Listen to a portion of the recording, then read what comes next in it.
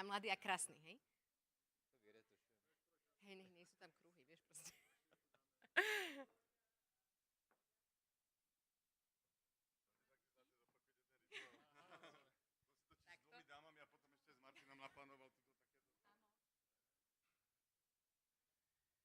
Už iba minútu.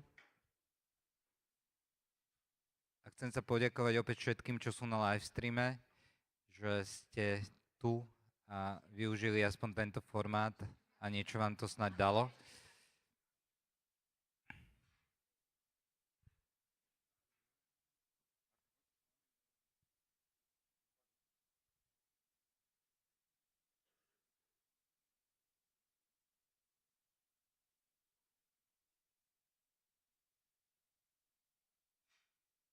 Filip už je na ceste.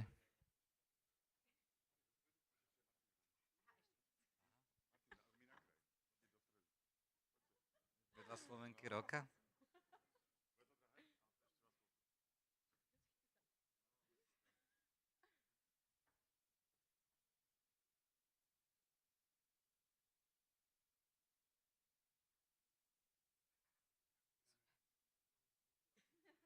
Super. Dámy a páni, sme v poslednej časti dňa a budeme mať dvoch speakerov, Filipa Kunu, ktorý ma zaujal v minulosti jednou vetou, že my si myslíme, že ho každý pozná, ale stále je niekto, že stále môžeme niekoho zaujať a to ma vtedy zaujalo, keď si to povedal a je to asi tak. A potom nasledujeme s Richardom, kde pôjdeme viac do detailov po tom, čo mali sme ten základ. A teraz dávam už slovo, ako sa volá? Filip Kuna. Filip Kuna. Ďakujem, že si ma sem zavolal na konferenciu, že vieš, ako sa volám. Dobrý deň prajem všetkým posledným mohikánom, čo ešte máte tú energiu. Dajme rovno prezentáciu, čo vy na to? Otázku, nech sa troška preberieme. Kto mi vie povedať, kto je autorom tohto slávneho diela? Kto? Banksy, jasné. Banksy, jeden z najznámejších, najuznávanejších, najdrahších, aktuálne ešte stále žijúcich umelcov. Nikto nevie, že či to je muž alebo žena alebo nejaká skupina ľudí. Ale čo sa vie, on to vo svojej autobiografii, ktorú zverejnil, napísal, že ako sa k tomu dostal. On bol sprejer a potom ho chytali policajti, on pred nimi utekal a vždycky akože nechcel ísť do tej basy, hej? A raz to bolo takto tesne, že ho skoro chytili a on si vtedy, jak tam sa schoval pod vagón a tam mu bušilo srdce, ako ho tí policajti naháňali a keď tam hodiny ležal pod tým vagónom a v tom vagóne si vlastne všimol vyrazené sériové číslo. A vtedy mu napadlo, že on keby si doma vyrobil takéto šablóny, potom by iba prišiel, presperoval šablónu, a do pár minút je proste preč. Že výrazne by znížil tú šancu toho chytenia jeho, hej?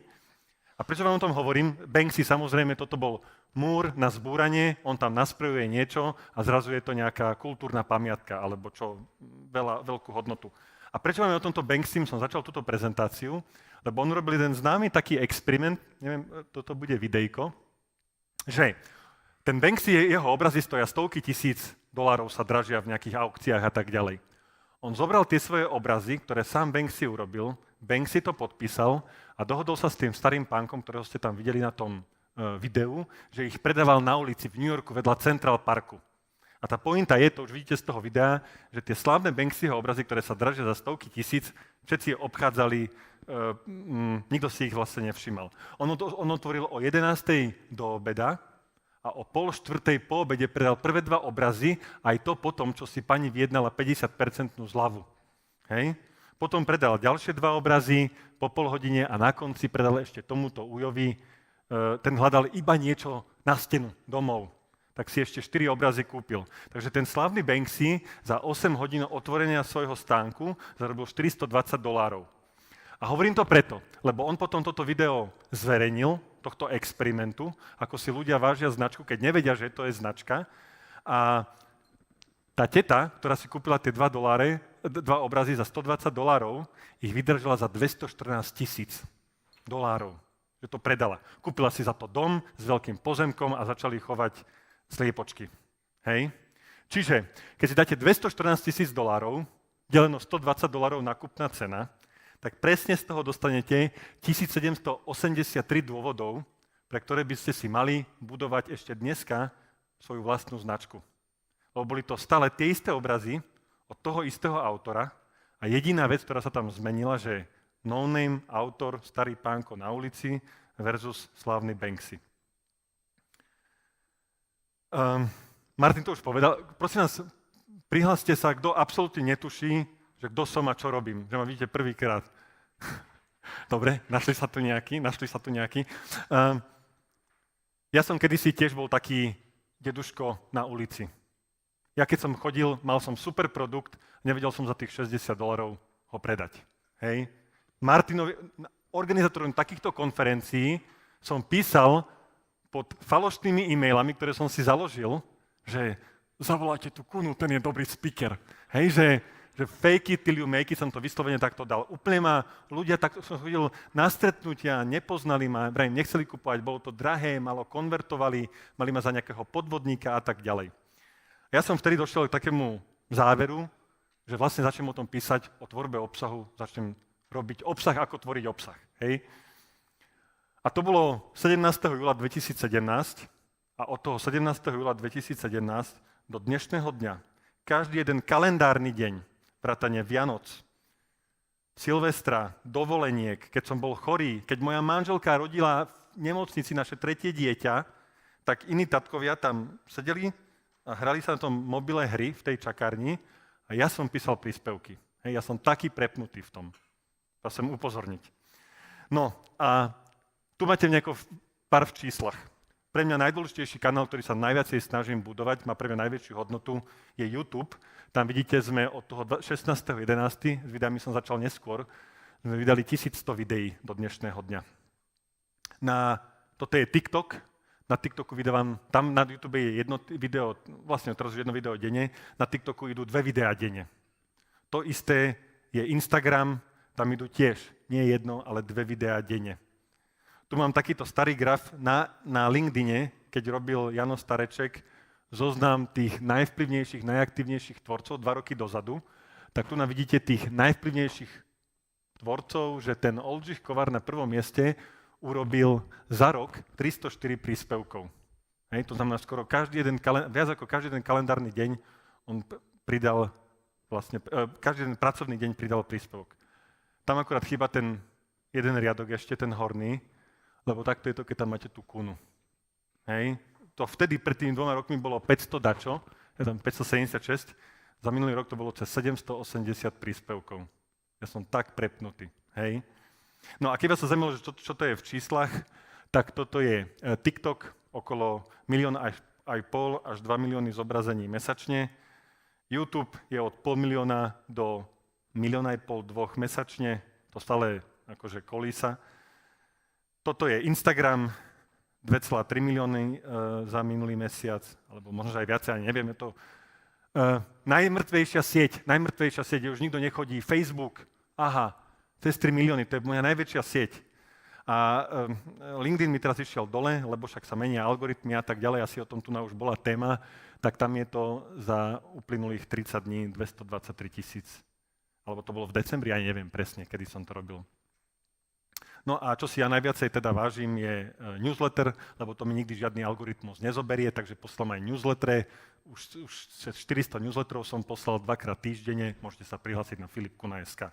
No a tá pointa je taká, že od tej kuny, ktorý nikto nechcel kúpať za tých $60, tak zrazu ma zavolá Martin Volek a Peťo Strčula na svoju konferenciu. Hej, že sa totálne otočili tie stoly a z tej odmietanej kuny, ktoré písala tie fejkové maily, takto som bol aj v televízii, v českej. Som písal, že zavolajte kunu a keď to napíšete veľakrát, tak oni ju zavolali. Hej. Čiže tá moja otázka na vás, a toto je tá pointa, že takto som si vybudoval dôveru, tú expertízu, a ktorú ľudia teraz za to sú ochotní nakúpiť častejšie a ešte za viacej peňazí. To sa stane aj vám, ak sa stanete expertami v tej svojej oblasti. Čiže tá moja otázka na vás, už to aj vyplynulo z tej prezentácii, že čo je tá najkratšia cesta k tej najsilnejšej značke? Vie mi niekto povedať? Vykriknúť? Byť prepnutý, dobre. Ešte niekto, Kiki? Byť vidieť, dobre. Ešte niekto? Tvoriť obsah a šíriť obsah, jasné. Tvorte a šírte, dobre? Lebo tak si budujete tú dôveru, tou tvorbou si budujete tú expertízu, tú dôveru, že aha, ten sa tomu rozumie. A to šírenie je, že aby sa o tom všetci dozvedeli okolo vás. Nielen mama a tatko, že aha, ten Filip robí niečo s reklamou, ale nech to vedia proste celý šíri svet. A aby som dal nejaký konkrétny tip, že nie tak len tvoriť hocičo, ale tvorte, prosím vás, video. Video z 3 dôvodov. Poprvé, lebo najlepšie prenesiete emóciu. Hej, nie je to už iba nejaký text, ale môžete tam dať nejaký vtip, meniť hlasy, proste viac vás pochopí ten človek, kedy to myslíte vážne a kedy je to vtip. Po druhé, lebo vás bude viacej vidieť. Je úplne iné, keď napíšete na LinkedIne príspevok, máte tam takto v tom maličkom krúžku to svoje meno a tu na napísané, že Filip Kuna, a keď sa niekto vás má na celú obrazovku mobilu a kúka sa na vás 30 sekúnd, minútu alebo koľko. A po tretie, že a hlavne pri LinkedIne, tie štatistiky sú totálne že primitívne, tam neviete z toho nič, hej. V tom videu je to troška lepšie. V tom videu vidíte presne, v ktorej sekunde mi odpadá človek. Ja si viem pozrieť takto 20 videí a na 20 videí vidíte, že aha, že na tejto veci mi najviac vždycky ľudí odpadáva. Dáte si na tú sekundu, čo som tam urobil zle. A zároveň vidíte, kde tí ľudia akože to žerú, že takže to, čo oni žerú, tak to chcete opakovať a to, čo ich dáva preč, tak to chcete do budúcna vlastne vyhodiť. Toto pri tých textových príspevkov nie je možné. Ja mám 1000 videní, ale že čo to je? 1000 videní na 0,1 sekundy, alebo to pozerali minútu, proste neviete. Hej? A teda keď video, tak prosím vás video na výšku.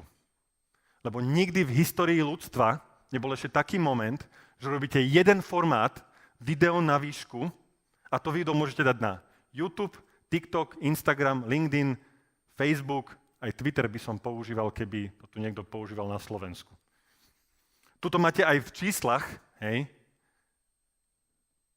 Ako to mám ja? Toto je od 1.1. do 31. januára tohto roka. Včera som to robil. 3 milióny, 2 milióny, TikTok. Vidíte tam na konci tie ždibičky, ten LinkedIn a toto je tá Facebooková skupina, to sú tie textové príspevky. Proste mal som 8 miliónov videní a z toho LinkedInu som mal 200 či koľko tisíc, 250, ani neviem. Že to aj keby prestalo existovať, tak, alebo teraz sa zmenil algoritmus, vôbec mi to nevadí, hej, že dobre. Čiže toto máte a zároveň ja chápem, že na LinkedIne je najlepšia cieľovka. Sú tam biznismeni, majú najviac prachov a tak ďalej. Ale prosím vás, nikto si tu nemyslíte, že ten istý biznismen, ktorý rozhoduje o nejakej tam vysokej peci v nejakom VSŽ alebo neviem, že to je tiež človek z mesa a kosti, ktorý celý deň sedí na stoličke, takže asi ho boli z toho chrba, takže chodí na nejaké vyšetrenie SK.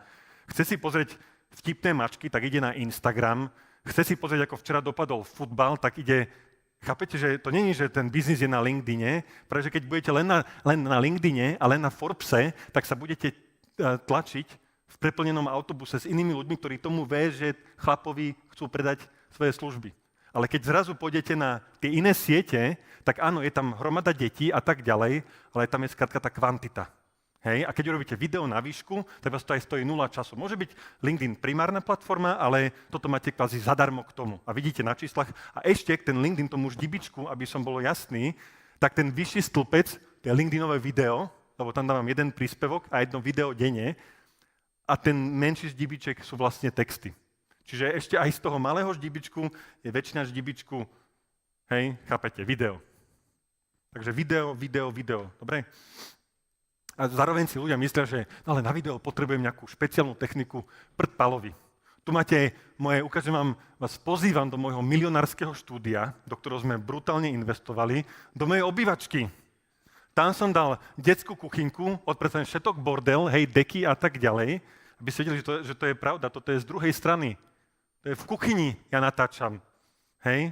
To stačí, že odpracete z toho záberu kamery preč veci a vyzerá to takto. Hej, dá tam kameru, jedno svetlo máš tam pred sebou, jedno svetlo je za ňou, aby to bolo na fialovo osvetlené a to je všetko. Všetku techniku, aby ste začali točiť video, už máte tu vo svojom vačku, hej, to je prvá vec. A tie programy, ktoré to strihajú, už moje 8-ročné dieťa postrihalo, síce akože bolo ako od 8-ročného dieťaťa, ale vie postrihať video.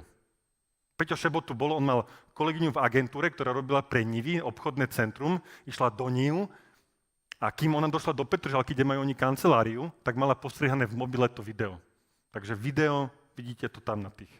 Dobre, a keď sa rozhodnete to video, máme takú tvorcovskú komunitu, ktorá sa volá Ukunu a tam máme, že 10 tvorcovských prikázaní. Aby vám to doneslo tie videnia, aby vás to bavilo, ten biznis a tak ďalej. Tak týchto 10 tvorcovských prikázaní by som chcel s vami zdieľať všetkými. Môže byť? Pravidlo číslo 1. Ináč potom je nejaké slajdo a sa pýtate cez slajdo, alebo chce sa niekto niečo spýtať? Áno.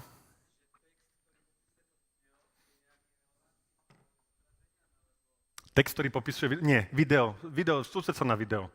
Ja tam ten text mám vytvorený za 10 sekúnd, že niekedy iba zoberiem prvú vetu z toho videa a dám to tam. Na tom nezáleží, ide o to samotné video. No dobre, keď ma niekto sa chce niečo spýtať, sme tu takáto menšia komunitka, tak nemusíte čakať na slajdy, dobre? Kľudne sa iba spýtajte alebo tak. Začnem tým najnudnejším, najobligátnejším, ale podľa mňa pri tomto predle to všetko začína a to je, že keď chcete, aby ste v tom uspeli ako tvorca, že budete mať ako Kuna 3000 príspevkov a 1000 videí a 400 newsletterov a neviem čo, a zavolá ho Volek na konferenciu a Volek ani nevie, ako sa Kuna volá, to si dúfam, že robil si srandu, neviem, kde si, tak je to, že rob, čo ľúbiš. A konkrétne mám aj príklad, tuto ani nerátam, že túto tetu niekto poznáte, ona sa volá Jane Little, alebo teda Janka Malá, a ona nebola Janka Malá náhodou, ona fakt tak aj vyzerala. Mala 45 kg. A vtipné na nej bolo to, že ona hrala v orchestri, to bola umelkyňa, hudobníčka, hrala na kontrabas, že je to najväčšie teleso, ktorým vlastne v orchestri môžete hrať. Ona bola v takom, že Atlantskom symfonickom orchestri, teda jeden z najznámejších, najuznávanejších orchestrov na svete, bola tam prvá žena. Hej, takto bola mužská vec a tak ona v tom vlastne chcela preraziť. A získala veľa ocenení, aj peňazí a tak ďalej, slávu, ale napriek tomuto všetkému ten svoj vrchol dostala v roku 2000, kedy to je 16, je zapísané v Guinnessovej knihe rekordov, pretože ona mala 71 rokov, bola u toho istého zamestnávateľa, mala tú istú prácu. Hej, 71 rokov v kuse.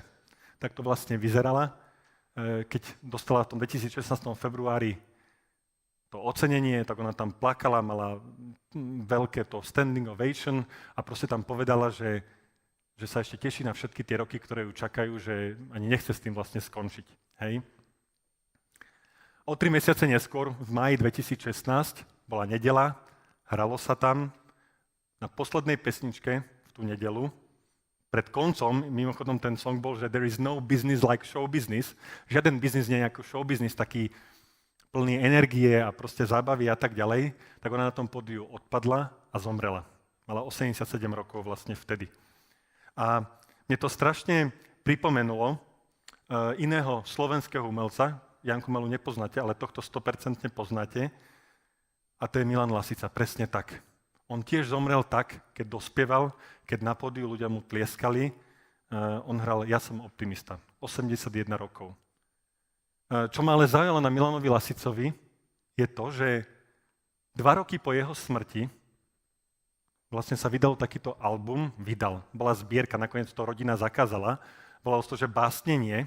2 roky potom samotná rodina nevedela, že Milan Lasica nahral takýto nejaký album. Hej? Že to utajoval pred nimi. A ja som tým uvažoval, že to je človek, ktorý aj zarobil prachy, aj bol známy, aj mal už vyrastené deti, že nemusel nič z toho robiť a napriek tomu on mal 81 rokov a chodil do roboty. Že vlastne prečo? Hej? A to som si z toho ja vlastne zobral, že vy sami sa spýtajte, že koľko poznáte ľudí takých, ktorí ešte v 80 rokoch robia to, čo robili celý život. Hej? Alebo ktorí dneska robia to, čo by chceli robiť, aj keď budú mať 80 rokov. Alebo ktorí vôbec žijú tak dneska, hej, sa musíme prepalovať a hrotiť to a AI a nikdy nestíhame, že ešte vôbec zvládneme v 80 rokoch vôbec nejako prinášať hodnotu tomuto svetu. Že ma to veľmi tak inšpiruje, že vrajím, že rob to, čo ľúbiš. A pre mňa toto viete, kto je na tomto obrázku? Kto? Hlas? Daniel Hevier. Ja som s ním tvoril do tej našej komunity Ukunu kurz tvoripisu, tvorivého písania, že pán Hevier, kedy môžeme prísť? No dojdite v sobotu. A ja, že v sobotu? A nechcete byť s deťmi, s manželkou? A čo budem? Polievať kvetiny? Filip, dojdite v sobotu. No tak som došiel v sobotu a sme to robili vlastne v sobotu. Že stále do dnešného dňa vydáva knihy a tak ďalej. Hej? Takže nech je prosím vás inšpirácia Milan Lasica, Janka Malá, Daniel Hevier, všetkým ľuďom, ktorí majú teraz 20, 30, 40, 50 rokov a majú pocit, že už o mne nenapísal Forbes 30 po 30, tak vlastne ja som, a nezarobil som milióny a neviem čo, tak som vlastne úplný odpad. To je úplne, že nezmysel. Vek je pre mňa v tomto fakt len číslo. A tá vec, ktorú toto je, každá správna prezentácia má taký poriadny graf, hej, takže toto je môj poriadny graf, mám odškrtnuté. Toto je, prosím vás, vývoj šťastia Filipa Kunu. Som hore, niečo sa mi podarilo, hej, veľa videní, dačo, ma potešili manželka, deti a som dole. Ráno ma vytočili, keď sme ich viezli do školy, škriekali, roztrhol by som ich. Hej, malo videní, nespravodlivé algoritmy. Toto, prosím vás, není vývoj šťastia Filipa, že je január, február, marec, apríl. To nie je týždeň, to je môj včerajší deň. Hej? A ja to hovorím preto, lebo práve vy, keď budete dole v tom údolí a budete robiť niečo, čo vás nebaví, tak vtedy sa na to vlastne vyprdnete a skončíte to robiť. Hej? Takže také nerobte. Čo by ste robili aj zadarmo? To je tá otázka, ktorú sa spýtajte, lebo potom, keď zajtra prestanú existovať peniaze, vy v tom stále vlastne vytrváte. Aby som to dal úplne, že totálny externý príklad, ja viem, že ste všetci dúfali, že príjete do Double 3 a na Kunovej prezentácii uvidíte Kunu v posteli ležať, ale aj keby vás bavilo, prosím vás, spánok. Filip, ja neviem, čo ma baví, mňa baví spať. Že to je perfektná téma. Tým pádom máš na každom prste máš 2 smart prstene, testuješ si, že keď sa pred spaním naješ, alebo ráno po spaní dáš si studenú sprchu, alebo hocičo, máš všetky tieto údaje, stane sa z teba spánkový expert, tvor o tom obsah, stane sa z teba spánkový expert a začne to pridávať na ten LinkedIn. A ja ti garantujem, že na LinkedIne máš 500 000 prepnutých manažerov, ktorí poslednú vec, čo robia pred tým, ako idú spať, si takto ťukajú, ešte odpovedajú na maily, hej, osvietení, nevediac, že odpovedajú inému prepnutému manažerovi na druhej strane, ktorý tiež leží v posteli a musí mať prázdny mailbox, hej? Takže stane sa spánkovým expertom a budú ti chodiť dopity, že Filip, poďme robiť súkromnú hodinu. Koľko stojí tvoja vlastne? A len preto, že mňa baví spať, hej? Lebo som spánkový expert. Ak vás baví, naopak, ak vás baví, že veľa vecí, tak odporúčam, že vyhrajte si nejaký čas, robte 1/4 všetky 4 veci naraz a po mesiaci si sami iba zoberte, že na ktorú z tých vecí sa teším najmenej. Tak tu vyhodíte, ostanú vám 3. A po mesiaci, na ktorú sa teším najmenej, a takto vám po pol roku ostane jedna vec a to bude tá, ktorú by ste robili aj zadarmo. Dobre? Tak, poďme na druhé z desatora. Prvé je rob, čo ľúbiš. Druhé z desatora ukážem vám video jednej slávnej skupiny a prosím vás, keď budete vedieť, že čo to je za skupinu, to sú fanúšičky pred tým koncertom tej skupiny, tak mi povedzte, že vykriknite, že čo to je za skupinu. Dobre? Ako? Beatles? Ne. Backstreet Boys. Robím si srandu, jasne, že to je Beatles. Ich volali, že Fabulous Four. Talent od Boha, deti šťastení. Hej? Všelijakými superlatívmi. Už málo ľudí vie o Beatles to, že oni hrali ešte aj na striptizových diskotékach, zafajčených baroch. Hej, všade hrali, predtým, ako sa stali úspešnými za jednu noc, mali 1200 spolu odohratých koncertov. Na tých 1200 koncertov sa zladili, tam si získali tých fanúšikov, tam si našli aj toho svojho manažera, ktorý im potom pomohol k tej ich sláve. Dobre? A potom jasné, že tí blázonkovia to mali ľahké, hej? Lebo už boli zladený. Ale prosím vás, to není len Beatles. Picasso, jeden z najslavnejších maliarov. Dosť vás vie, že nakreslil za svoj život 13 000 obrazov a 34 000 ilustrácií a 300 stôch vytvoril. Hej? To je štatistika. Keď urobíte toľko, tak z toho urobíte best of CDčko, 20 CDčiek urobíte z toho best of. Elvis Presley, 700 piesní. Elton John, 464 songov. Môj obľúbený, dávame môjho obľúbeného. Justin Bieber, 280 songov, z toho má 85 hitov. Tieto dve veci, keď si videlíte v kalkulačke, to menšie tým väčším, tak vám vidie, že Justin Bieber má 30% šancu, že niečo vytvorí a bude to super hit.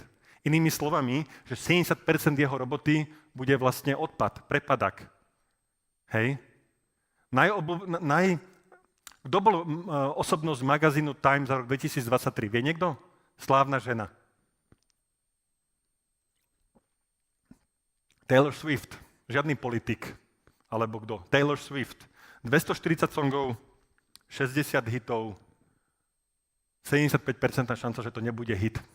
Hej? A toto isté aj s Kunom. 727 príspevkov za rok 2024. Jasné, mal som tam super virálne príspevky, ale tie vidia všetci, ale ľudia nevidia to, že ja sa každý jeden z tých príspevkov snažím, aby bol virálny, dobrý, populárny, doniesol niečo, ale to je proste len, že urob toho veľa a urobíš Meky Šbírka výberovku. Elán, dačo, chápete? Kvantita, kvantita, kvantita. Bod číslo 3 som preskočil, a neviem prečo, že hodnotný obsah, asi kvôli času. Musí to byť hodnotné, musí za to niekto byť ochotný zaplatiť, hej, to je tá moja pointa.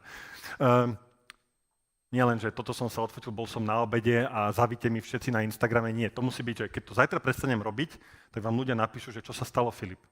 Hej, tak sa mi deje. Ale bod číslo 4, poďme, lebo to je jedna z najväčších nebezpečenstiev, keď sa budete porovnávať. Tak vám poviem, ako som mal ja z môjho osobného života, keď som sa porovnával. Keď som zakladal v roku 2016 na Slovensku firmu Strosl, to bola medzinárodná firma a toto boli moji kolegovia z Norska. To bol Strosl Norway. A Norsko, keď si dáte do Wikipédie, tak to má ešte menej obyvateľov, ako má Slovensko. Ale asi o 200-300 tisíc, čiže veľmi podobné krajiny. A my sme mali poradu. A ja som prišiel a že počujte, parádna týždňovú, že parádna správa. Mali sme klienta. Dobre to je? Dobre mám ten zvuk? Dobre. Mali sme klienta, 10 000 eur nám dal na rok. Paráda, super. A ten blonďák vpravo hore, on sa volal Tran, on bol mimochodom okrem toho, že bol country manažerom pre Norsko, tak bol death metalový spevák. On bol potiaľto potetovaný a vedel mikrofón si strčiť celý do úst. Hej, to bol jeho skill. A on došiel a bol na tej porade nespokojný, že no ja som bol teraz u klienta, on nám dal 300 000 eur, ale mohol dať viacej. Ja som si hovoril, že kurník šopa, že ja 10 000 a sa teším a 300 000 asi nespokojný. Že Tran, prosím ťa, ja pôjdem aj za tebou, ale povedz mi to tvoje. Takže ja som išiel za Tranom, aby mi povedal, že aké je to jeho tajomstvo, že dá mu ten klient 300 000 eur. Hej? On bol taký nadšený. Jasné, viete, to vám tak akože pohľadí to ego. Ma zavolal a začal mi hovoriť, že on sa prvá vec, čo robí s klientom na stretnutí, je, že urobí SWOT analýzu. Strengths, weaknesses, opportunities, threats. Hej? Asi to poznáte. A ja som tak iba, bože, však v pohode, ale toto som sa učil na strednej škole. Toto mi donese 300 000 do firmy od jedného klienta. Nechápal som. Ale som bol ticho, jemu sa štartoval ten jeho počítač, aby mi otvoril tu jeho prezentáciu, aby sme s ňou prešli. A potom som mu načítala a mi otvoril a nemal to SWOT napísané takto, ako to mal písať, ale mal to napísané takto. SWAT.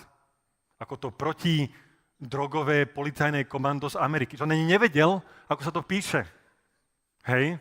Vtedy som si na tej prezentácii uvedomil, že to nie je, že Tran je nadanejší alebo niečo. Nie, on je proste na norskom trhu, kde je všetko 10-krát drahšie a tým pádom aj klienti majú 10-krát väčšie rozpočty. Hej? Ale tam je v Norsku tak draho, že ľudia, zamestnanci nosia do roboty doma urobené lepeňáky, hej, aby nemuseli ísť na obed, lebo je ten drahý obed. Takže tam som zistil, že ja som sa porovnával, ale s totálne akože zlým trhom. Toto isté, kto pozná tohto človeka na obrázku? Dobre, kto to je, povedz. Mr. Beast, čo je na Mr. Beastovi? Čím je taký, že top na svete? Beast Games, OK. Je to, tí, ktorí ho nepoznáte, tak ten chalanisko s tou bradou, to je najsledovanejší youtuber na svete. 450 miliónov sledovateľov má, hej, odberateľov. A Mr. Beast urobí hociaké video a má to milióny, desiatky, stovky miliónov videní. Do prvého dňa, hej. A preto som to tu na vám dal, lebo toto jeho video 1000 ľudí počuje prvýkrát v živote, im dával nejaké náslúchatka, to je jedno. Tá pointa bola, že on zverejnil na Twitteri, že toto jedno video, ktorú si všimnite v tom pravom dolnom rohu, 6 minút a 14 sekúnd, tak toto jedno video jeho tým robil 4000 hodín. Toto zase, keď si dáte do kalkulačky, tak vám vyjde, že každú jednu sekundu toho videa spracoval ten jeho tým 11 hodín. On mal to skrátka o mnoho väčšie zdroje, sa mu to podarilo, prerazil s tým. Keby som sa s ním porovnával, tak budem vždycky sa cítiť ako totálny odpad, nech urobím hocičo. Hej? To je nespravodlivo. A toto isto, to som dal 2 príklady, ale mám ešte tretí, môj vlastný, že ja všade vidíte tú kunu, ktorá vyzerá tie videá, má to tie milióny videní a tak ďalej. Ja len lížem smotanu, toto je môj tím. Toto je môj tím a ja dám každý jeden mesiac, už veľa rokov, do tvorby obsahu zadarmo cez 10 000 eur. To ma stoja tí ľudia, tá technika a všetky tie veci. Dostal som sa tomu nejakým spôsobom, hej, postupne začal som sám, potom som to reinvestoval tie peniaze a tak ďalej, ale skrátka, že keď aj vidíte kunu a koľko má videní, prosím vás, neporovnávajte sa s kunom. Alebo s Mr. Beastom, alebo stranom z Norska, s hocikým. Lebo keď sa budete porovnávať, stane sa vám to, čo sa stalo mne. Poprvé, budem cítiť závisť. On je lepší ako ja som menej ceny. Hej? Znížená sebadôvera, nezdravá konkurencia a hlavne nikdy neviete, čo ten druhý za to zaplatil. Ten Mr. Beast nemôže si za ne len nakúpiť do Teska potraviny, lebo do 5 minút tam je zástup ľudí, čo sa s tým chce odfotiť. On sa nemôže ani v nose pošparať, bez toho, aby to bolo 20-krát nafotené na nejakej fotke. Hej? Je iba jediná osoba na celom tomto svete, s ktorou sa vy máte porovnávať. Viete, kto to je? Skoro. Ja sám, presne tak. Toto je pravidlo. Ty si sa ma to pýtal, Richard. Ja sa snažím byť iba každý jeden deň o 1% lepší ako včera. To je nevidíte, ja vám to na príklade toho videa. Pre mňa, že urobiť o 1% lepšie video znamená, že použijem o 1% lepší hook. Lepšie nasvietenie, lepšie ozvučenie, lepší vtip, lepší storytelling, lepší call to action, použijem tam nejaké tie pomôcky, visual aids, rekvizity. Toto je to 1% zlepšovanie. Že to neuvidíte medzi štvrtkom a piatkom, neuvidíte to 1% zlepšenie. Ale toto máte mimochodom celú knihu Atomic Habits, vysvetlenú na jednom slajde, hej, že keď budete o 1% lepší každý deň, tak to je matematicky zložené úročenie, 37 krát budete na konci mesiaca lepší. Čiže to je jedna jediná osoba, ktorou sa prosím vás porovnávajte. Dobre, toto čo je? A druhý typ. Jeden je, že keď sa zle porovnávate, ale nebudete sa pozerať na čísla. Lebo ja koľko razy ja som dostal otázku, že kedy si naposledy vypublikoval neúspešný príspevok? Včera. Hej, som spokojný, sadnem si na gauč, tak vydýchnem a hovorím manželke, napísal som perfektný post, takže ho nikto neuvidí. Hej? A to vám ukážem aj teda konkrétne príklady. Toto video sme robili desiatky hodín a malo 46 zobrazení na Facebooku. Toto malo, koľko malo? 83? Ja tam mám 10 000 sledovateľov. To je, koľko je? 83? To nie je ani 1%. Alebo ešte aj na LinkedIne to isté, 20 000 ľudí ma sleduje, 111 impresí.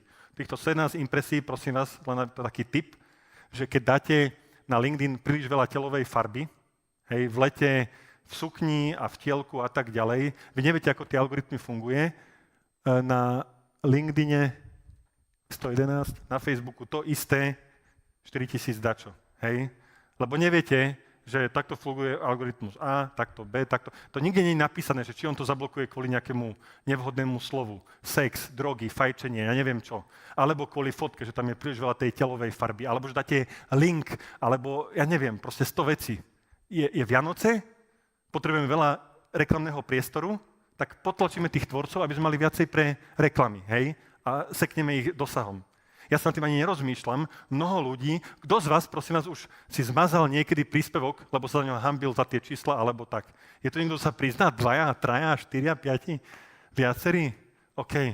Ja si ani nezamýšľam nad tým, že to som bol predtým, že nevšlo na tom Facebooku, tak to nebudem nikam inám dať, lebo nikde inde si nebudem robiť hanbu. Tak vám poviem konkrétny príklad. Toto som dal na príklad natívnej reklamy. Tá dievčina, došlo jej tužidlo na vlasy, tak si nasprejovala Gorilla Glue spray, to je spray, to je lepidlo v spreji. A ona to mala, to vidíte aj na tých vlasoch, že nejak divno to vyzerá, ona to mala ako pritetované. Ja som dal na Facebook a malo to 17 nejakých reakcií, to ešte nezverejňoval Facebook ani čísla, mal to jeden komentár a som zistil, že ten komentár som si napísal ja sám. Že to je prototyp neúspešného príspevku. A normálna stará kuna by ten príspevok vymazala, že nebudem sa strápňovať. Lenže stará kuna to dala na LinkedIn, dala to na Instagram, robila z toho video. Aha, a ten istý príspevok 174 000 vidí na Instagrame. Keď som to video už mal, keďže je to video na výšku, tak to môže dať zadarmo všade, tak som to dal na YouTube. Do dnešného dňa je to na YouTube moje najsledovanejšie video. To, kde som si musel sám okomentovať ten jeden môj príspevok. Na TikToku 700 000 videní, 790, potom sme to pridali druhýkrát, na inú tému 400 000 zobrazení, recyklácia, ale toto nech sa dneska hovoriť. Hej. Niečo, čo si vy myslíte, že haním sa za to, vymažem to, nech to nikto nevidí, lebo má to malo niečoho, no možno, že len potrebujete to inde ešte zobraziť. Daj to do toho videa. Hej. A tu máte ešte príklad ďalší. Rozslúskol som ten LinkedInovský algoritmus, lebo tento konkrétny príspevok, tie zelené šaty, čo vidíte, tak vďaka tým zeleným šatám, viete, čím sú zaujímavé tie zelené šaty? Vie tu niekto? Povedz. Presne tak. To boli 2002, došla tam Jennifer Lopez v týchto šatách a tak ich chceli všetci vidieť, tú fotku, a nebolo to kde, tak Google urobil vyhľadávanie v fotkách. J-Lo in green dress. Týchto šatov to bola inšpirácia pre Google. O tom som napísal príspevok, samozrejme, že perfektný. Vydýchol som si, povedal som manželke, perfektný je. Aha, 57 impresí. Nič, to nevidel ani 0,1% mojich sledovateľov. Ale zobral som ten istý príspevok a dal som ho s touto fotkou a zistil som, aha, už to malo zrazu impresie, videnia a všetko. Takže zistil som, idem dozadu, že nie sú problém prsia, môžete dámy ukazovať prsia, problém sú, že nohy. Hej? Nohy boli ten rozdielový element v tomto celom. Došiel som na to. Žiadne kraťase, dobre? Žiadne kraťase. Dlhé. Dobre, typ číslo 6. Bude sa vzdelávať stále. A ja som tu mal dneska, keď som čakal na tú prezentáciu, otázku. A čo tým konkrétne myslím? Kto zás vie, kto je toto na obrázku? Pozná ho niekto? Rommel. Kto bol Rommel? Polný maršal nemecký počas druhej svetovej... Nie, on bol v Severnej Afrike. Púštna líška ho volali. S metlami?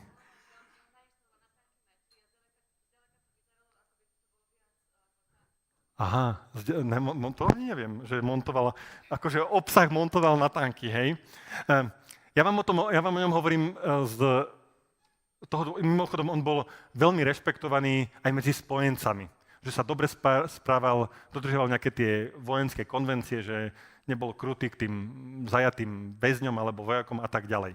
Ale tento Rommel, on bol počas prvej svetovej vojny radový pešiak v zákope, v prednej línii. Ako sa z radového pešiaka stane polný maršal, ktorý velí celým vojskám v Severnej Afrike. Lebo on po tej prvej svetovej vojne napísal takúto knihu, volá sa, že Pechota útočí. Tam ukázal svoje strategické myslenie, ukázal svoju agresiu, ako by prechádzal superovi do tyla. On aj velil tej tankovej divízii na začiatku druhej svetovej vojny, keď všetkých prekvapili, že cez tie... nechcem ísť do vojny, ale tá pointa je, že vďaka tejto knihe sa stal miláčikom Nemcov, vďaka tejto knihe si ho všimol samotný Hitler a dával mu tú príležitosť a že stal sa tým vlastne generálom. Vďaka tomu, že zobral svoje vedomosti, dal to na papier a dal to na knihu. To je tá časť, že tvorte obsah. Hej? Zároveň ale toto bola nakoniec aj niečo, čo sa mu vypomstilo, pretože, ináč mimochodom, ten jeho, ako velil tým vojskám, to je aj o tom sú aj filmy natočené. A toto je jeho super americký, on sa volal generál Patton, ktorý ho nakoniec v tej Afrike vlastne porazil. A ten Patton mal jednu veľkú a neferovú výhodu v boji proti tomu Romelovi. Ja to z toho... Áno, presne tak. Ja vám to pustím, teraz budem potrebovať zvuk, hej, aby tam bol. To je z toho filmu ukážka, nech to sami počujete. Rommel, you magnificent bastard, I read your book! A teraz sa tak usmeje. Rommel, ty veľkolepý bastard, ja som čítal tvoju knihu! Hej, to je ten bod číslo 6, že sa musíte stále vzdelávať. Toto je kuna, ako vyzerala včera, keď som išiel behať, dám si slúchatka, ľudia sa ma pýtajú, kde chodíš na tie nápady, na príspevky? Ja hovorím, že Bráško medzi Petržalkou a Bergom, tam chodím každý týždeň behať, lebo mám nasťahované podcasty, cvičím, každý deň cvičím, aj odtiaľ to pôjdem dneska behom hodinu 12 km do Petržalky a budem hodinu počúvať proste s niekým podcast. A keď tam budem počuť tú myšlienku, zapíšem si ju a mám tip na príspevok. Takže to je aj rada pre vás. To musí byť pri športovaní, pri šoférovaní, cestovaní autobusom, upratovaní, varení, proste hocičom nájdete si čas na stále vzdelávanie sa. Tuto máte nejakých, že 50 kníh v takomto nulovom čase môžete prečítať si ročne. 50 kníh ročne. Dobre, tip číslo 7 je, že budete mať stále laser fokus. Keď som začínal, ja som vlastne začínal ešte skorej, ale keď ste chceli robiť v marketingu v tej mojej oblasti, tak v roku 2011, urobila taká sa mapa. Všetky toto sú technológie, ktoré vidíte na jednom obrázku, keď ste chceli robiť v marketingu a toto by ste vedeli používať, tak tieto technológie a vedeli ste celý marketing ovládať. Hej, komunikáciu na online. Keď si pozriete túto istú mapu dneska, ako vyzerá, tak vyzerá takto. V 49 kategóriách je cez 15 000 rozličných nástrojov a napríklad na SEO, optimalizácia pre vyhľadávače, mám napísané, že 140 nástrojov, na email marketing 334, na content marketing, to čo ja robím, čo vám tu vysvetľujem, 1404 nástrojov. Tá pointa je, že dnes, keď vidím pracovné inzeráty a ľudia, čo sa snažia, a ešte s tým AI to len amplifikuje, tak vlastne takto vznikajú takéto švajčiarske nožiky, že robím všetko a vlastne nič poriadne. A na každú jednu z týchto vecí je niekto, kto to vie robiť lepšie ako ja. A moje odporúčanie, že majte laser fokus, naučite sa robiť jednu jedinú vec, hej, a z tej jednej jedinej veci, že aj keby ste si len vybrali, že v marketingu to funguje tak, že keď máte marketingového manažera, tak to je človek, ktorý aj píše príspevky, aj organizuje golfový večerok pre klientov, aj posiela vkladačky do faktúr a neviem, proste robí všetko a vravím, že nič poriadne. A potom za ním dojde šéf a povie, že Filip, nejaký virál by si mohol vytvoriť, hej? Alebo prečo nemá ten príspevok, ktorý si napísal za 5 minút, toľko videní, čo má Kuna? No lebo Kuna robí len toto, hej? To v tom vidieť. Takže kedykoľvek nebuďte švajčiarským nožikom, nebuďte všeobecným lekárom, nechajte to niekoho inakšieho, buďte tým kardiochirurgom. Spýtajte sa sami seba, že či poznáte nejakého kardiochirurga, ktorý by nebol vybukovaný na pol roka dopredu. Hej? A pritom robí len jednu vec.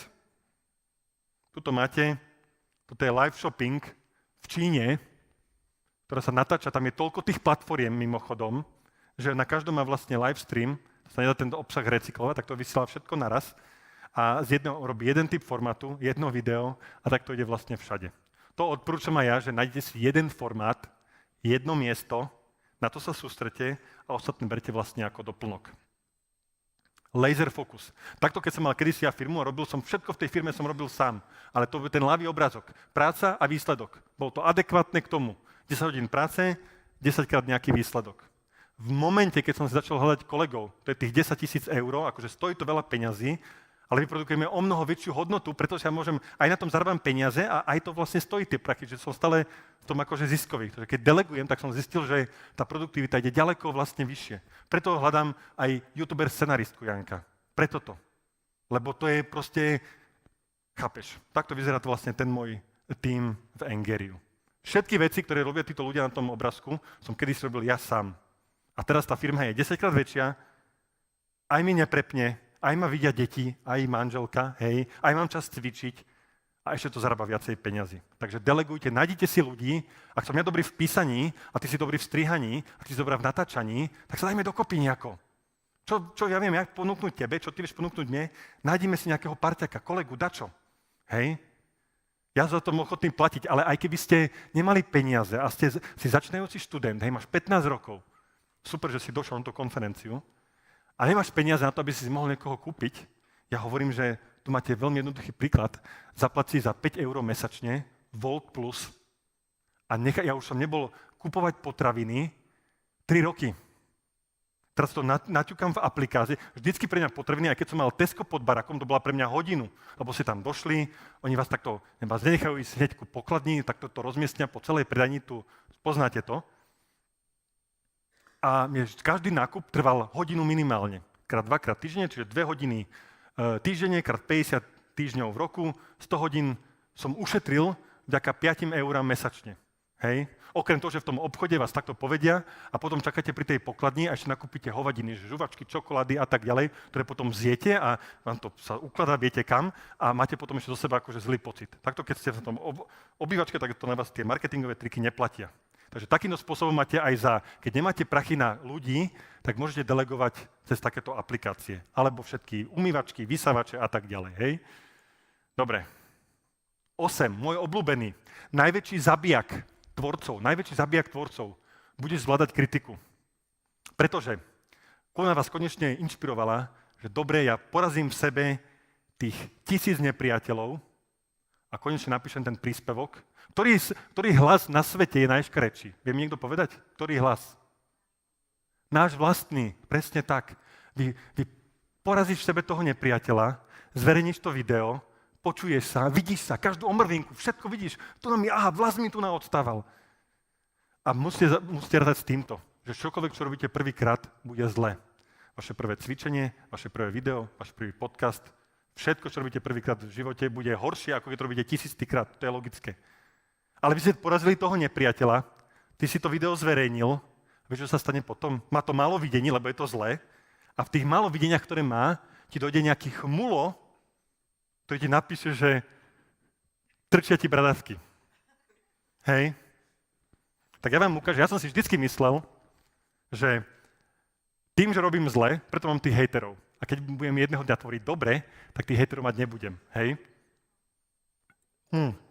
Tak ja vám ukážem.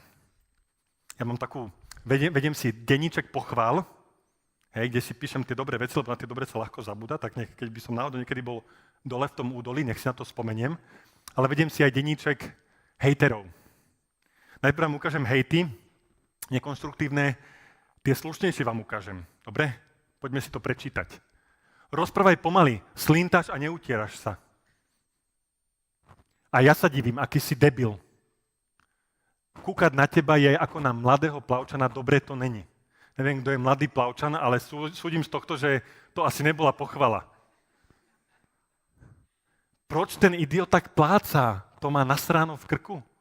Nešušli. Prečo rozprávaš ako retardovaný? Kde teba vykopali? Toto sú tie slušnejšie komentáre, ktoré dostávam každý jeden deň. Hej, čo sa tak snažím tvoriť kvalitne. Samozrejme, že vám ukážem aj tie neslušné. Chod sa dať liečiť. Tu na neslušné máme. Nájdi si normálnu pracu, ty lenivý. 14 lajkov. Hej, je to pravda. Kuna, ty vážne prodejná štetka. Rovno sa vyser na začanie, keď vyzeráš ako dement. Tento mi napísal, 2 komentáre, toho som musel fakt vytočiť. Keď chceš točiť videá, nemal by si vyzerať 22 lajkov. Asi tak fakt vyzerám.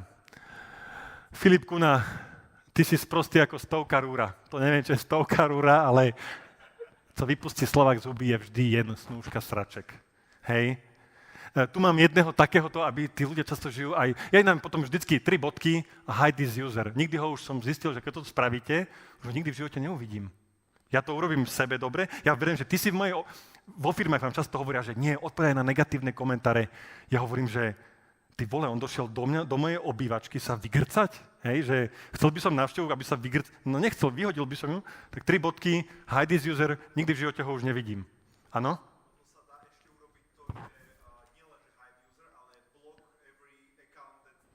Ale to iba na Facebooku je, tuším, možné. Nie je to na LinkedIne alebo tak. Tu máme, niektorí žijú aj nejaký, že Dr. Jekyll a Mr. Hyde, že je rozpoltená osobnosť, lebo tu máme písal, že debil si, suck mi dick, si super. Bráško, prejdi si to v hlave nejako. Ale nemyslíte si, že toto sa nedieje na LinkedIne. Na LinkedIne dokonca je speaker, ktorý aj tu nastal na tomto pódiu, konzultant, úspešný, ktorý mi napísal, ktorý mi takto zablokoval, lebo mi tvrdil, že on, vidíte, tým, akože tvrdil, že to všetko že vykradám ľudí a že to všetko robí AI, že iba vykradám ľudia, že no nie, ale zase došiel sa vygrcať do obývačky, dal som 3 bodky a hide this user. Tak si dal tú námahu, aby mi napísal takto e-mail, Martin, tým blokem si potvrdil, čo říkám. Kdyby ste za tým tak stal, tak sa tam, ja sa nemusím obhajovať, proste si mi grcaš v obývačke, zmizni. Tak som požiadal pár kamošu, ať mi vždy pošlou screenshot a ja si na teba nájdem vlastne ľudí a budem ťa sledovať a dám ťa dole. Hej, to mi napísal 3 takéto maily. Bráško, ty máš zaneprázdnený akože život, že tomuto sa chceš venovať. A môj najväčší fanúšik, toho som si dal, že to je môj all-time high fanúšik, lebo ten si dal moje meno do Google, tam si klikol na moju stránku, tam išiel do sekcie kontakt, vyplnil kontaktný formulár, ešte tam súhlasil s tým, nie som robot, tým kapča, hej, poznáte, a poslal mi toto. Ty jeden lenivý príživnický, aj na teba príde parazit odporný. S pozdravom, Dušan Snilovský. Ešte aj e-mail na seba nechal. Hej. Takže takéto maily, každý deň to dostávam. Hej, už to beriem ako, že 30 deka šunky, nič to absolútne so mnou nerobí, ale pre toho mladého začínajúceho tvorcu, čo má málo videní a dostane toto, tak on si môže povedať, ja na to fakt nemám, vykašlem sa na to. Musíte týchto ľudí ignorovať. Lebo ja niekedy mám aj takú záľubu, že ja si tých ľudí aj pozerám, akože, že keď ty mi to radíš, tak sa ukáže, v čom je teda tá tvoja mágia. Takže tu mi napísal takýto Maťko Horvát, že som úplný trtko, mám si zavrieť ústa, a mňa tam zaujala tá otázka, tá fotka, že no počkaj. Kliknem si na tvoj profil. A tento človek, ktorý mi tvrdí, že si trtko, tak vyzerá takto. Takýto človek, ktorý si toto robí so svojím telom, mne bude hovoriť, že ja som trtko. To si zapamätáte aj vy, že ľudia, ktorí väčšinou z mojej skúsenosti vás málokrát bude kritizovať niekto, kto v živote dosiahol viacej ako vy.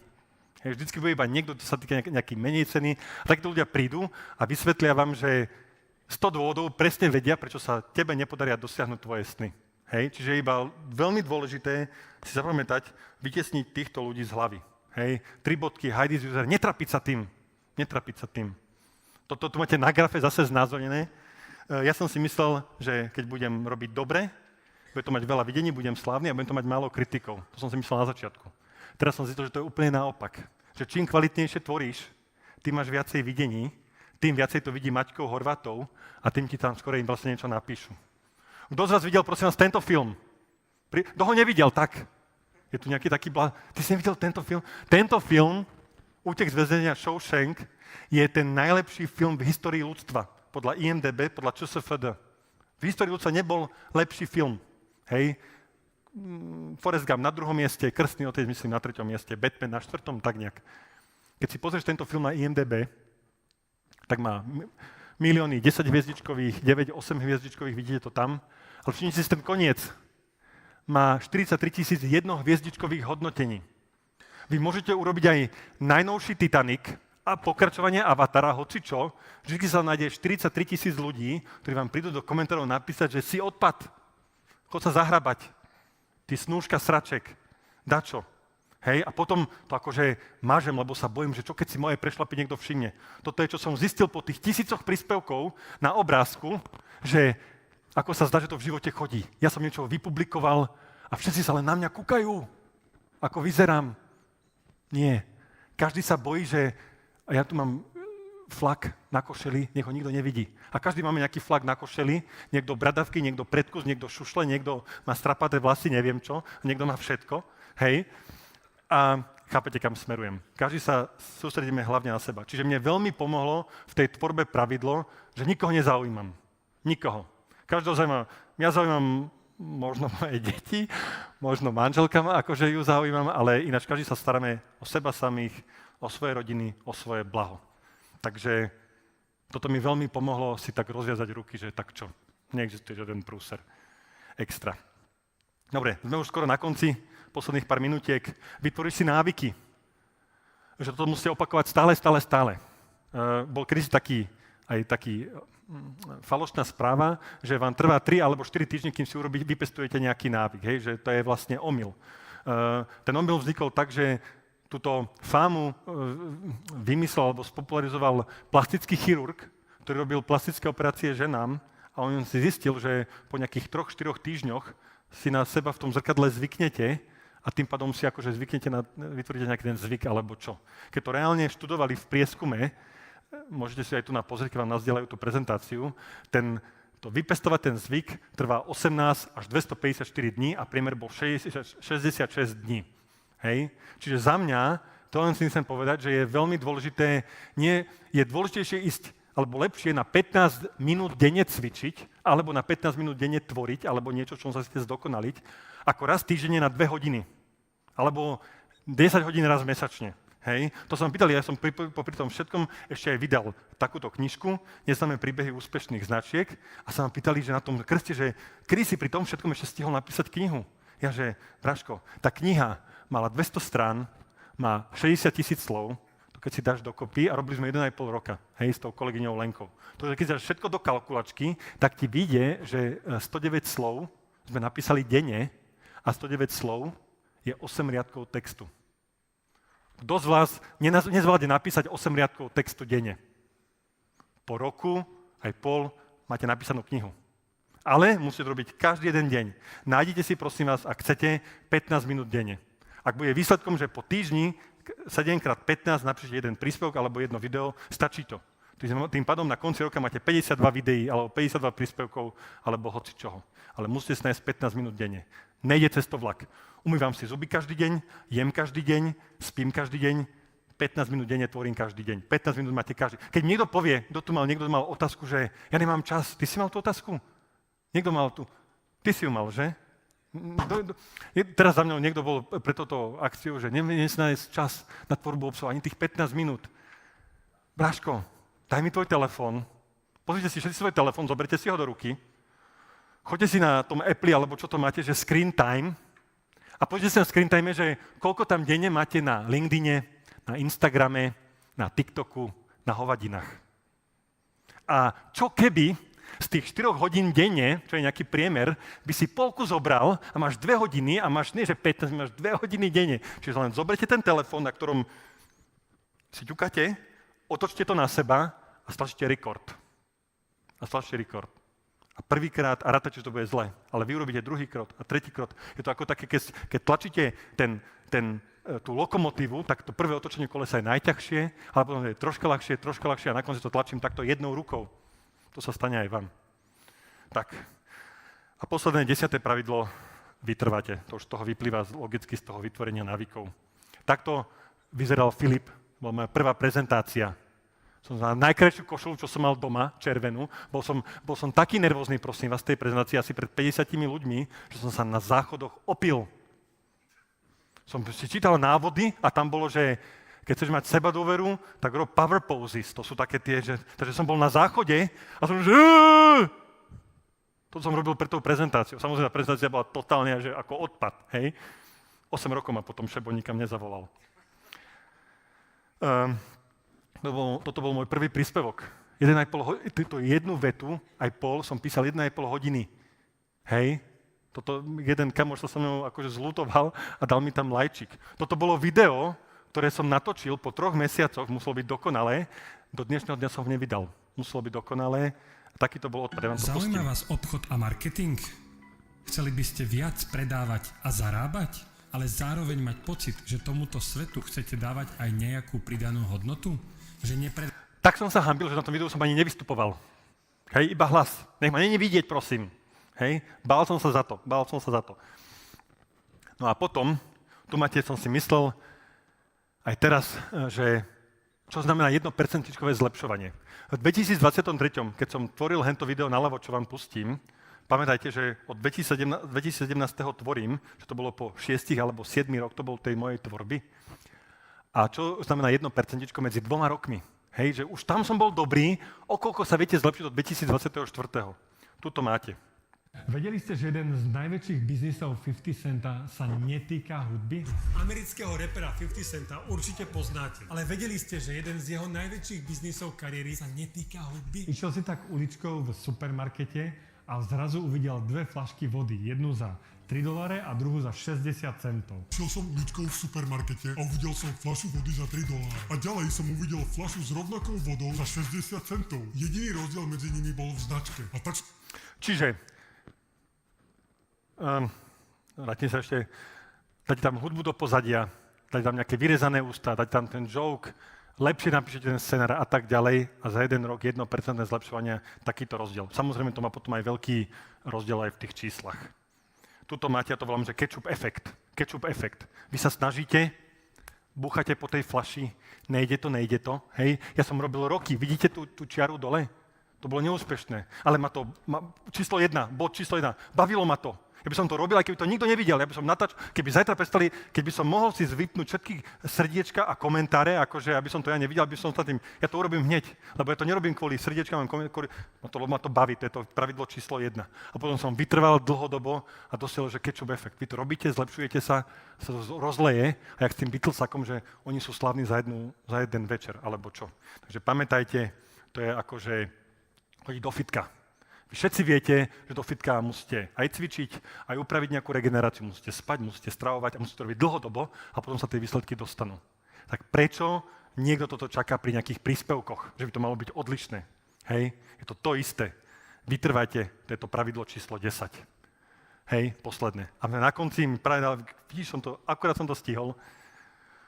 Jednu vec by som chcel, že ste ešte so sebou odniesli. Dobre? Toto je, keď sme my s tou Lenkou podpisovali tej predobjednávky, tie knihy, čo sa nám podarilo vlastne predať. Kedykoľvek budete od dnešného dňa sledovať nejaký príbeh hocikoho Kuny, Mr. Beasta, hocikoho na tom čítať akože úspešnú biografiu alebo hocičo, autobiografiu, pamätajte, že v tom istom momente akurát nepíšete ten svoj vlastný príbeh. Čítate príbeh niekoho iného. Takže prosím, začnite písať vlastný príbeh. Dobre? Ak by ste si chceli budovať značku cez obsah, akurát nám prebieha v našej tvorcovskej komunite 30-dňová výzva. Nový rok, nová silná značka, tvoja vlastná.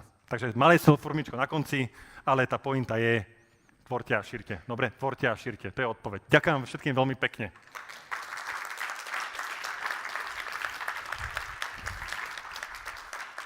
Filip, vďaka za inšpiratívnu Ďakujem. A prezentáciu. zmizni z toho pódia, čo Filip?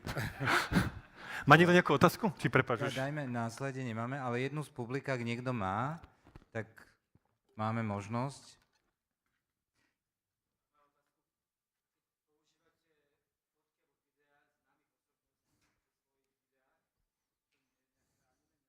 Máme fotobanku zaplatenú. Ešte poviem kvôli zvuku pre livestream. Super, prepáč. Otázka je, keď používa Filip toľko obsahu cudzieho alebo obrázky z neho, či to má nejaké copyright viac.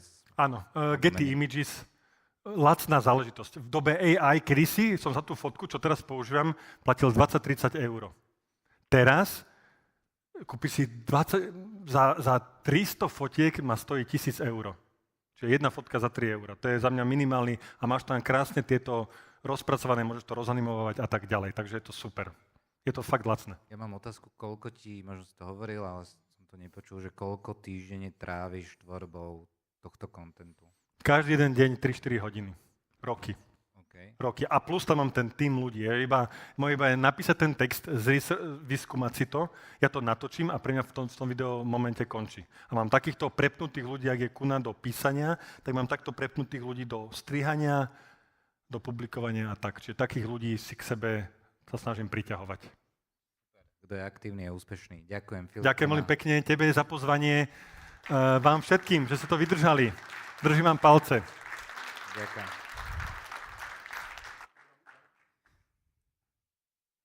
Tak, ideme k záveru.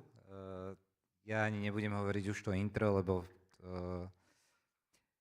sa poznáme a hneď dám slovo Mr. Moore. More. 2 times more. Please, Richard, the stage is yours. I need my button. Can I have that? Is that okay? I will take it. Okay. For you. It's the English guy again. Thank you so much. Well done. You're almost there. This is the last talk of the day. How are you feeling? Okay? Good? No one is tired, are they? Full of life. Excellent. Excellent. So, who came to the talk earlier that I did? Tell me. Some of you. Who missed it? No one's going to admit that. Okay. So, the first talk was about how to find the active people, right? This one is the bit we really want, which is what do we do next? How do we nurture them so we can have meetings or calls, right? Would you like that? Yes. Otherwise, we're just playing. We're playing on LinkedIn. No one should be playing around on LinkedIn. You want to be getting something from it. Everyone hold up your pen or your phone if you're writing notes on your phone. Show me your pen. Show me your pen. Have you got a pen? Or a mobile? If you're writing a mobile, show me. Don't be shy. British Chamber of Commerce, thank you very much. Good. We're going to have a class, okay? I'm going to take you through the process. So I'll be telling you to take notes, all right? I'm going to give you a 4-step stages on how to do the messages. Is that okay? Cool. Is everyone excited? Even though it's 20 to 6, you're still excited. I love how much energy there is in Slovakia. So let's look. Every day. So we're going to do 4 things. Firstly, we have to understand buyer psychology. Don't worry. It's not going to be hard. So basics on understanding buyers. We need to understand them before we send them a message. Otherwise, we send the wrong message. The second thing, I'm going to show you 3 things about content.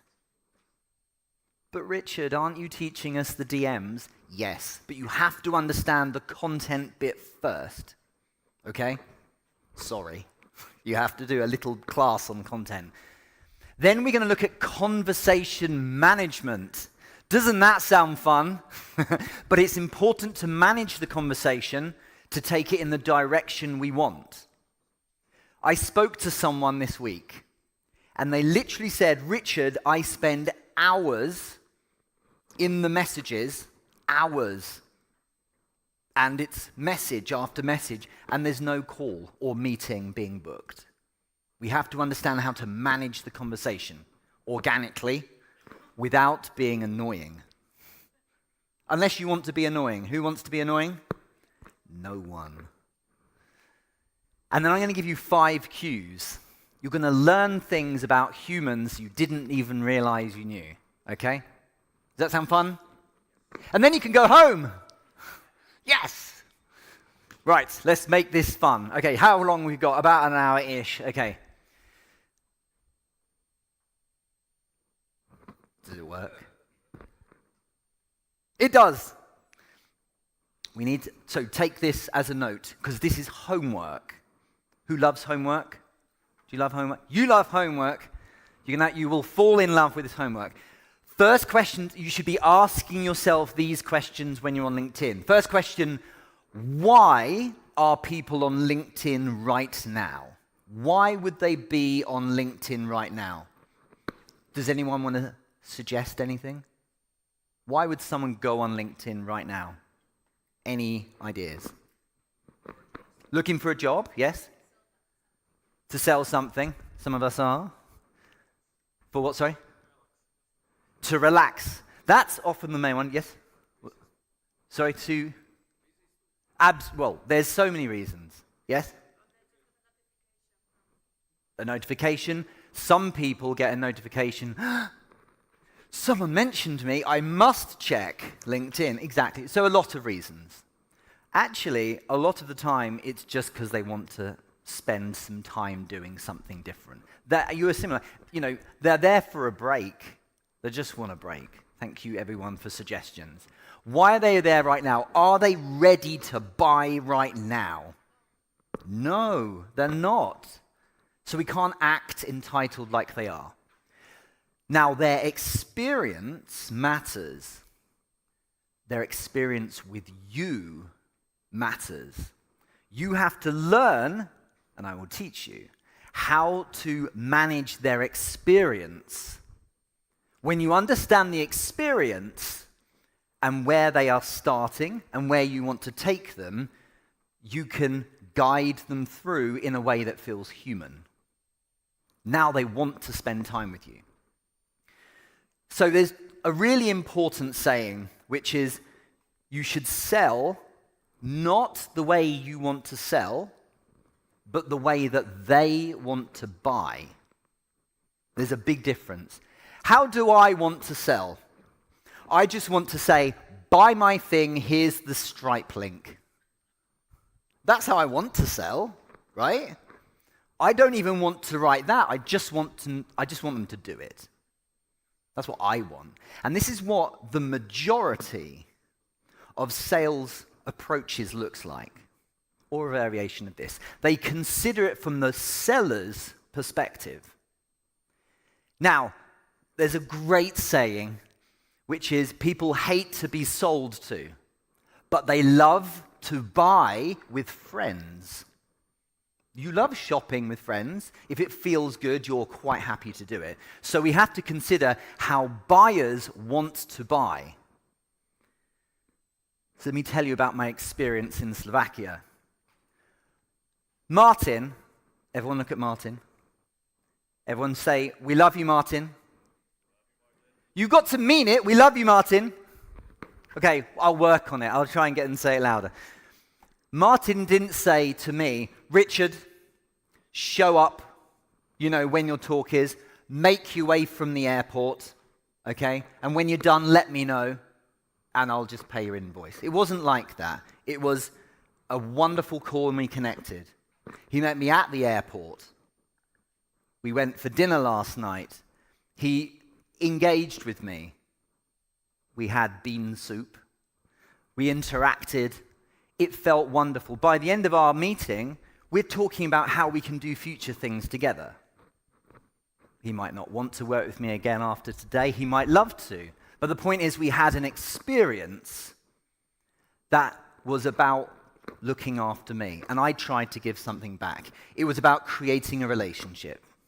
So we have to consider, how would a buyer who is on LinkedIn just spending some time, maybe looking for a job, maybe looking to sell, but probably just having a bit of time relaxing, how would they want to interact with us if they were to buy?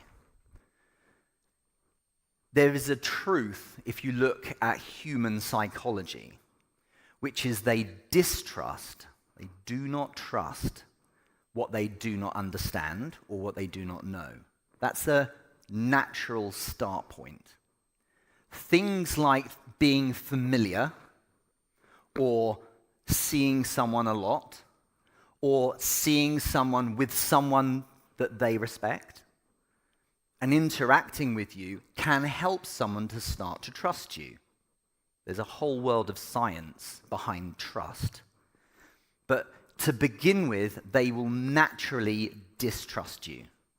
So if we send a message straight away, cold, and I will cover this at the very end, in case some of you are doing cold messages, But if you are sending a message cold, you have to be very careful because they probably won't want to hear it. The bias, the way they are thinking when they receive a cold message is, I probably won't want to read this. Am I right? When you receive a cold message from someone you don't know, without reading the words, even when especially when there's a link, or when there's a question, or when there's, when they say something like, so what challenges have you got right now? You're thinking to yourself, I don't think this is going to go anywhere. Okay? Christina, we were talking just earlier today about spam phone calls, right? Who here has received a spam phone call? No one? A few of you? Some of you? Yes. Everyone. Even right now, probably, you're getting one. The problem with a spam phone call is we know from our past that it's probably going to waste our time. It could be the deal of the century. The deal of the century, but we probably won't want to receive it. The problem is there's a bias. We are programmed to not trust it and not want it. So we have to do something different. Again, that's what I'm going to take you through today. So, let's understand the state of a buyer. Here we are. How are we fixing this? You're taking notes. You are the favorite student right now. Well done. Rule number 1, write this down. Rule number 1, meet them where they are. Which means what? We need to meet these people at the stage they are at, not the stage we want them to be at. I want them to want to buy now. I remember a client once saying to me, Richard, I just want them to buy my stuff and leave me alone. It doesn't work like that, unfortunately. So we have to meet them where they are. Hopefully you're getting this, okay? Next, this is huge. This is probably one of your biggest takeaways from this session. You need to understand the idea of a symptom. I'm going to try and explain that. And we have to meet them with symptoms. So, there's a very famous thing in selling called the sales matrix. I'm going to show you it with my body. Don't worry, I'm keeping my clothes on. So, over here is people who are unaware of their problems.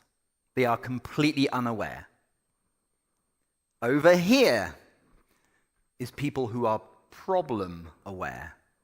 They are aware of their problems. These are buyers in your market aware of their problem. Here, what do you think the next stage is? Good. Well done. You don't need to be here. You know all the answers. So they are solution aware. I know how to solve my problem. Now there's a problem with this. Because people like frameworks and systems, but they don't look deep enough. It needs a geek. It really needs a super nerd to understand there's more to it. I am unaware. I am problem aware? Really? I'm solution aware? No, I'm missing one out. We have to meet them here. Let me explain how it works. If I stand here, problem aware, that means I know and can label, I can give a name to the problem I have. The CEO of an 8 million euro business that sells consulting doesn't know that the reason why he or she doesn't get deals is because they need a better website.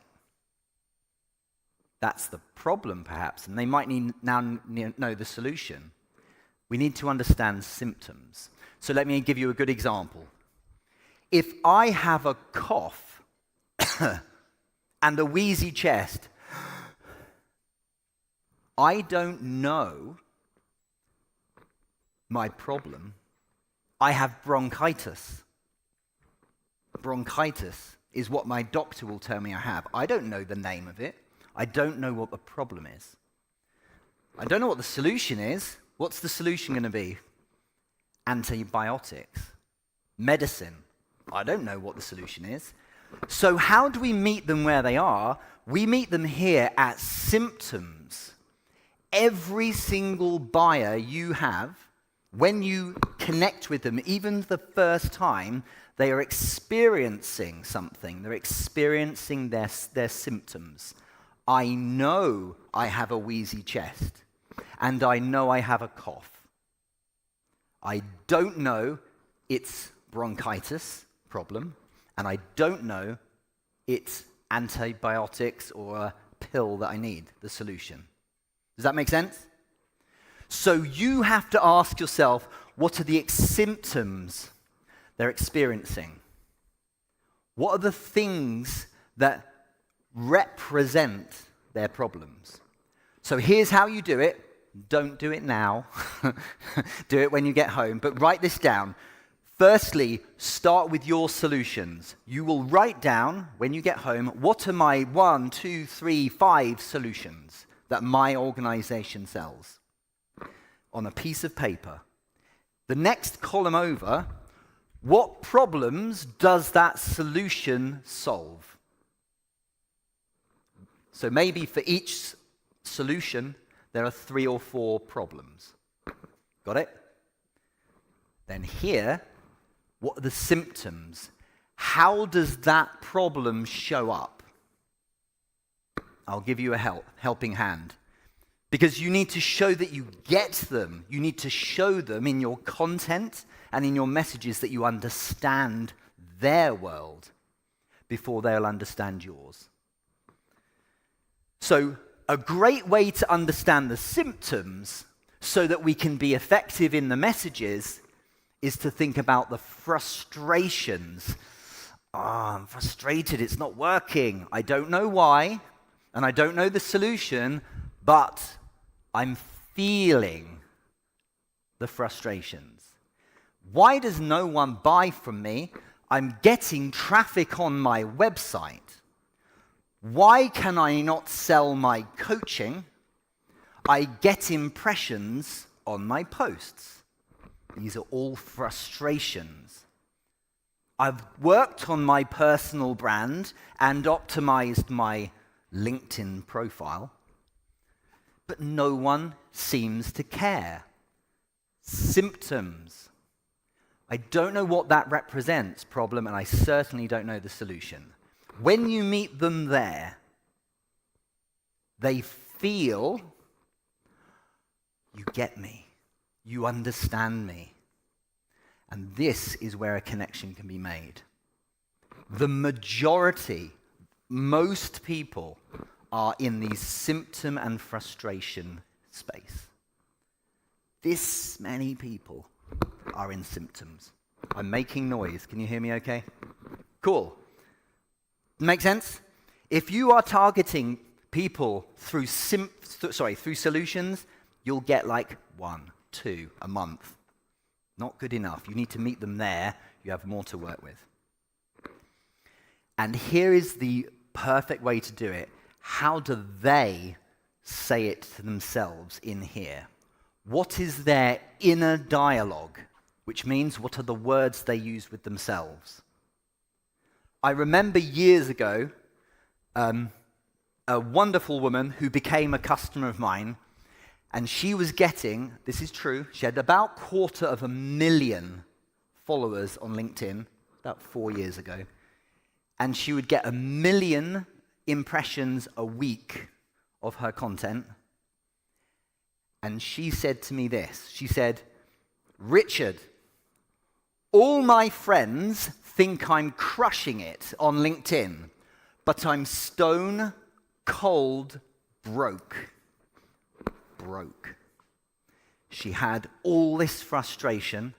She didn't know what the problem was. She didn't know the solution. But the way she phrased it, all my friends think I'm crushing it on LinkedIn, but I'm stone cold broke. I said, can I post about this? And she said, please, you need to help other people too. So I put the quotation itself on a post, and it was unbelievable. The messages, people saying, that's me too.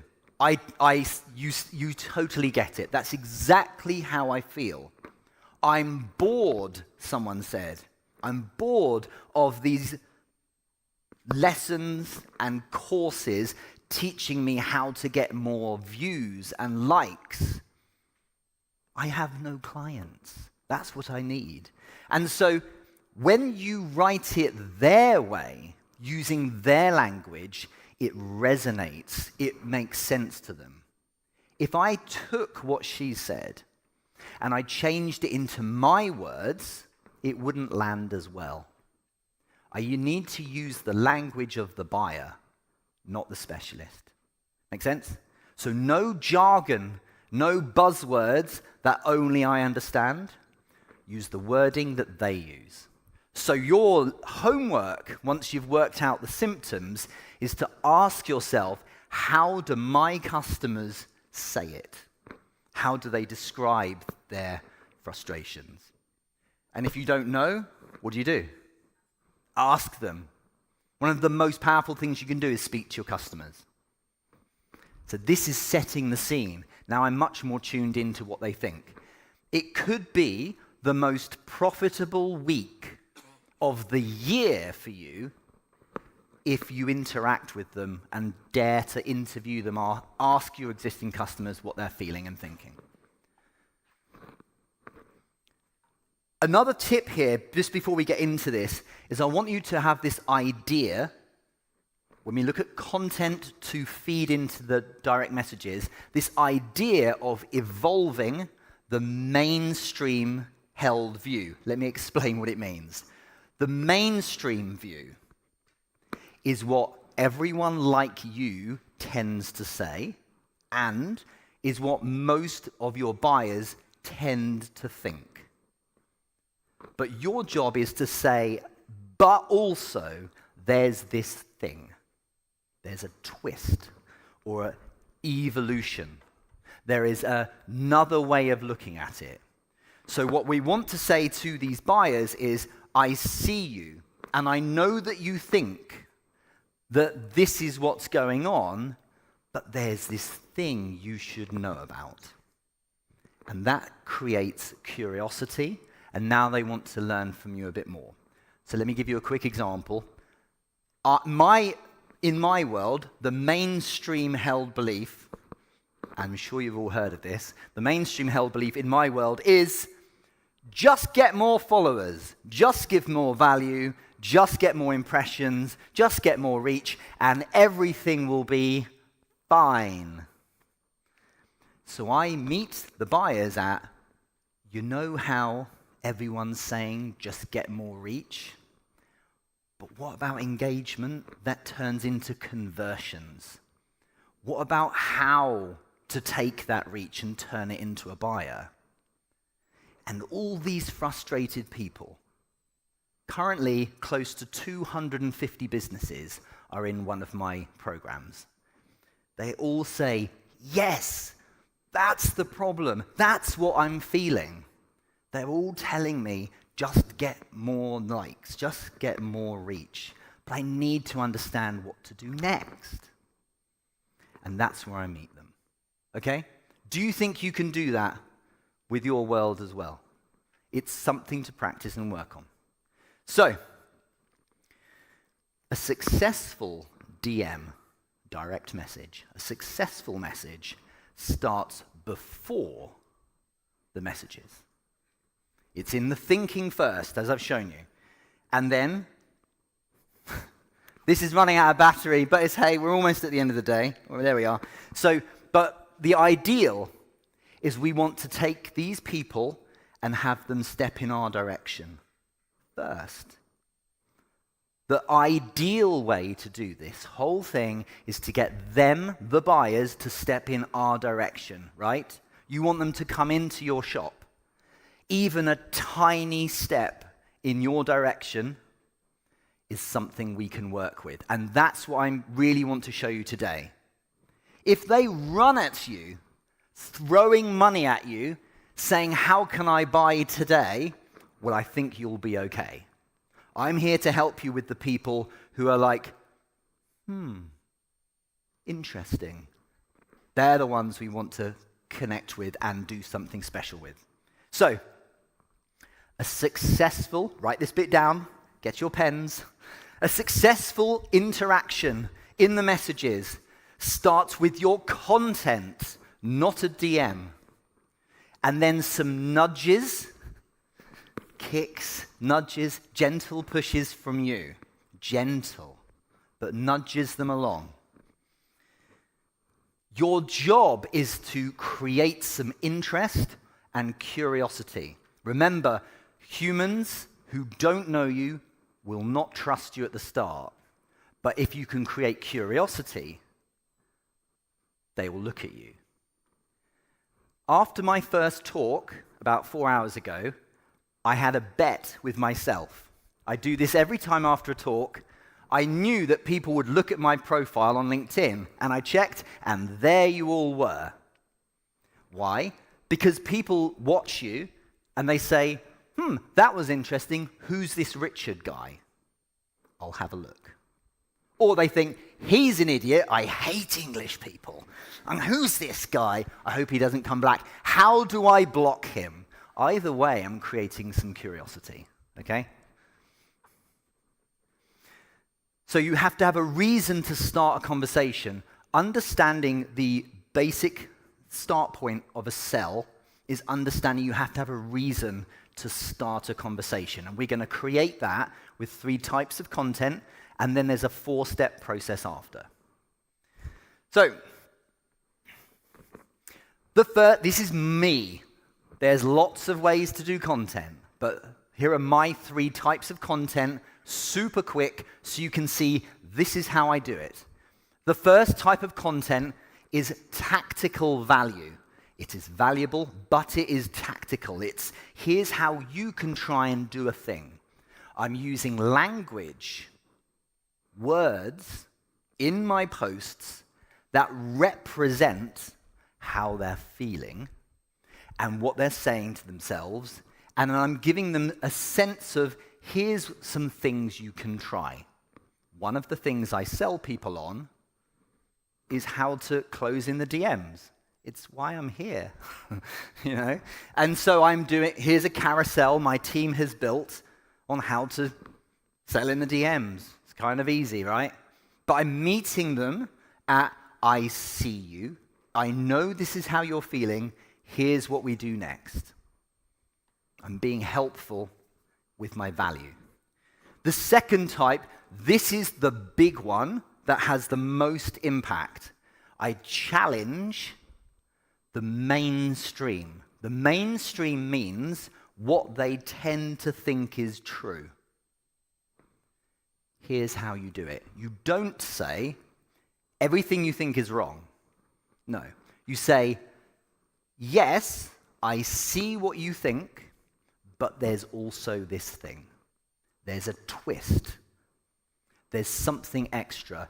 There's what we call a blind spot. Something you hadn't thought of.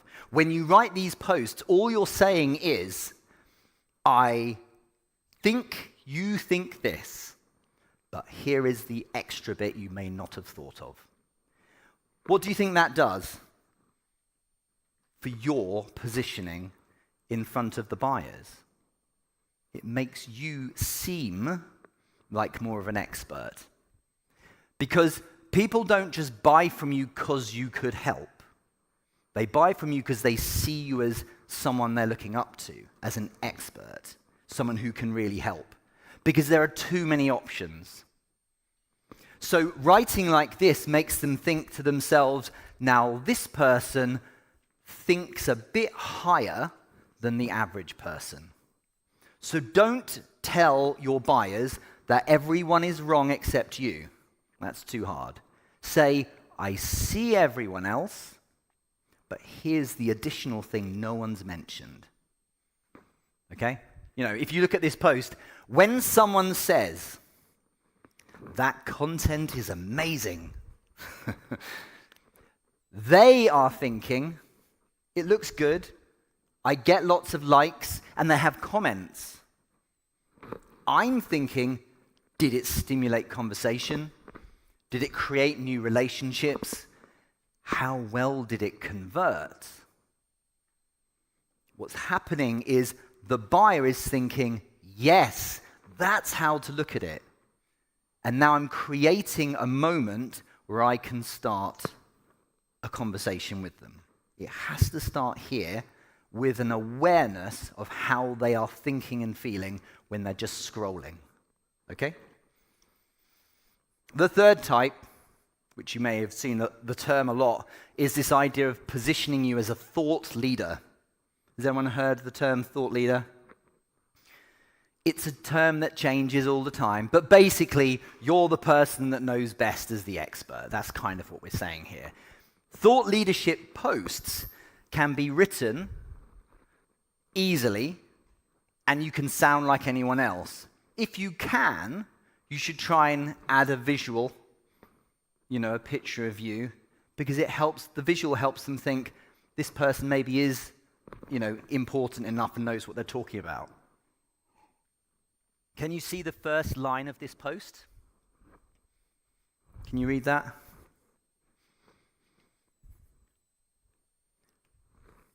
Here's how I closed a deal with Sony.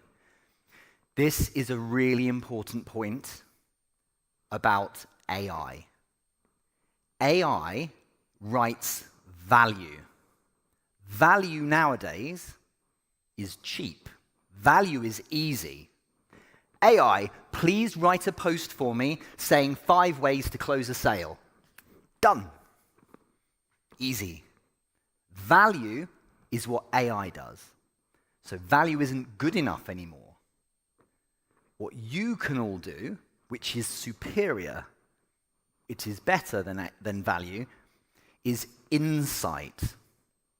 Insight is your lived experiences. If I said, here's how you close a sale, well, that's just value like AI.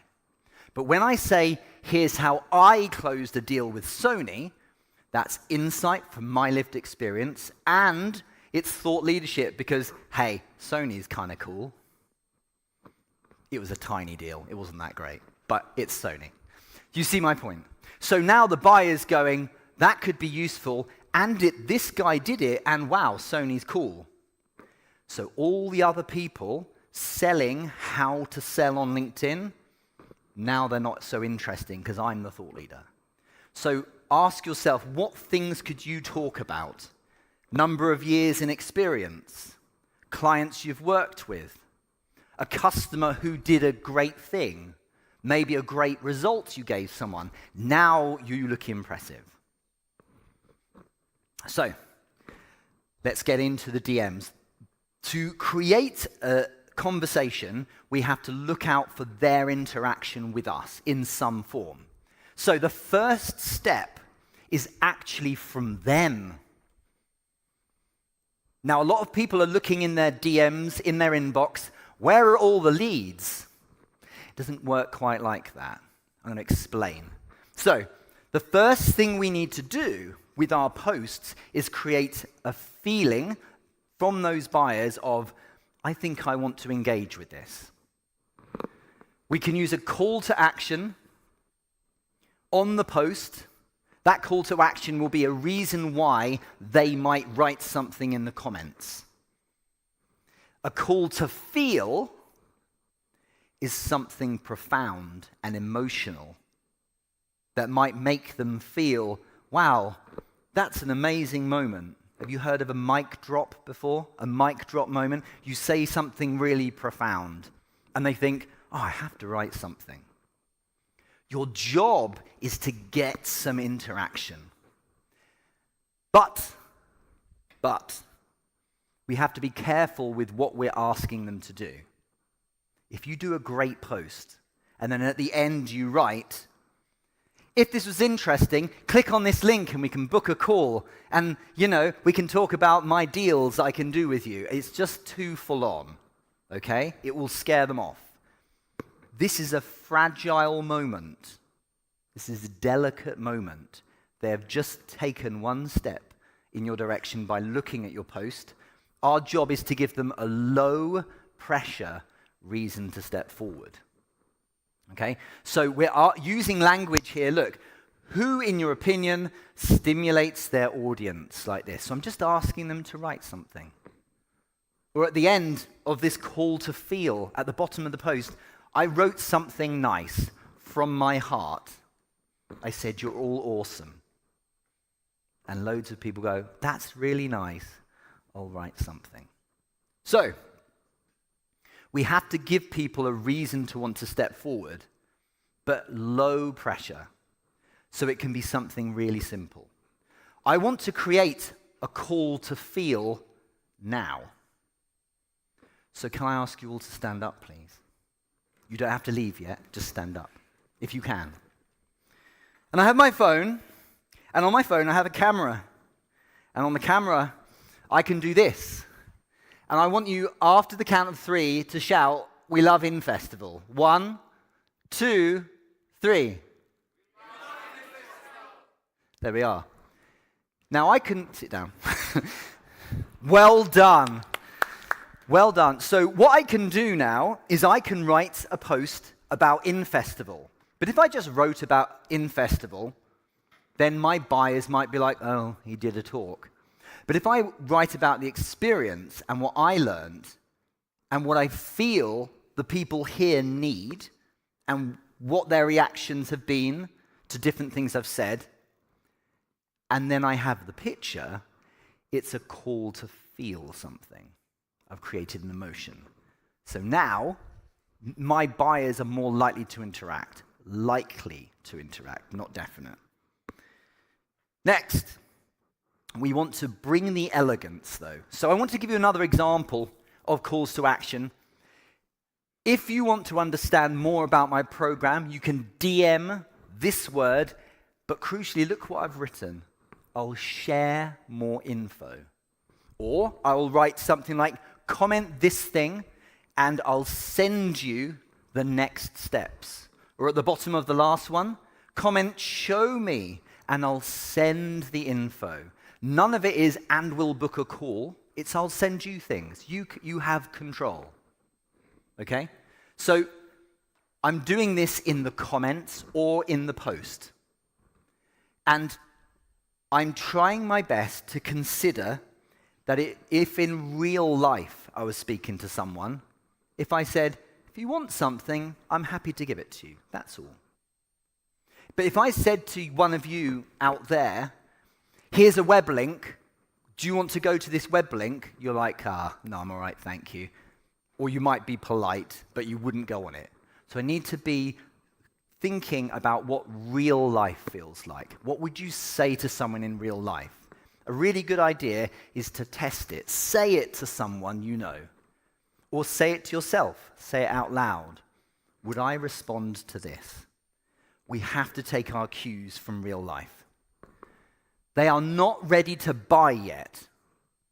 But what we need to do is see, have we got people to start stepping forward? Now, I can read some of your minds, because some of you are thinking, yeah, Richard, but my buyers don't write comments on LinkedIn. And you're right. The majority of buyers do not write comments on LinkedIn. Who writes comments on LinkedIn? You do. You started. Good. Content creators tend to, right? Senior decision makers at big enterprise level businesses tend to not write comments on LinkedIn. We all do. So, you need to check 4 buckets. Write this down. Of course, write this down. Of course, we will check our comments. Of course. Because a buyer might write a comment. And they might like my post. But there's a term called lurkers. Has anyone heard of lurkers? Lurkers are what buyers really are. Buyers will look and then go. That's all they do. So they might comment, yes. The second bucket is the DMs. Yes, they might send you an inquiry. They might send you a message to your inbox. Happy days, but that's not much. The other two buckets are really important. One is, have they started following you? So on your profile or wherever, you click on My Network, and you can see people who have followed you.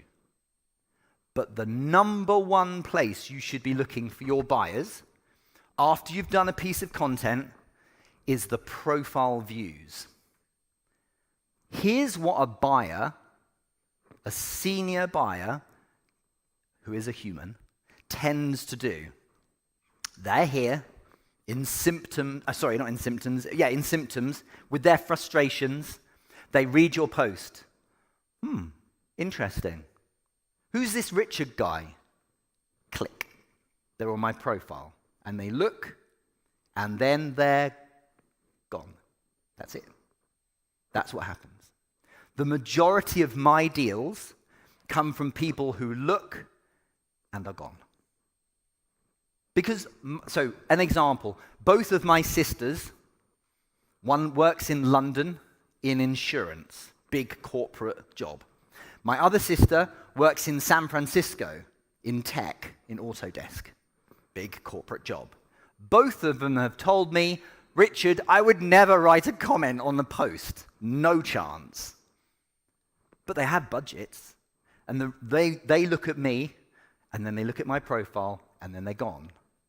Your buyers mostly, if you earn it, will look at that post and think, that's good, I liked that, that's a really good point, that resonated with me, and then they'll click on your profile, interesting, maybe follow, and they're gone. The good news is they will now see your next post.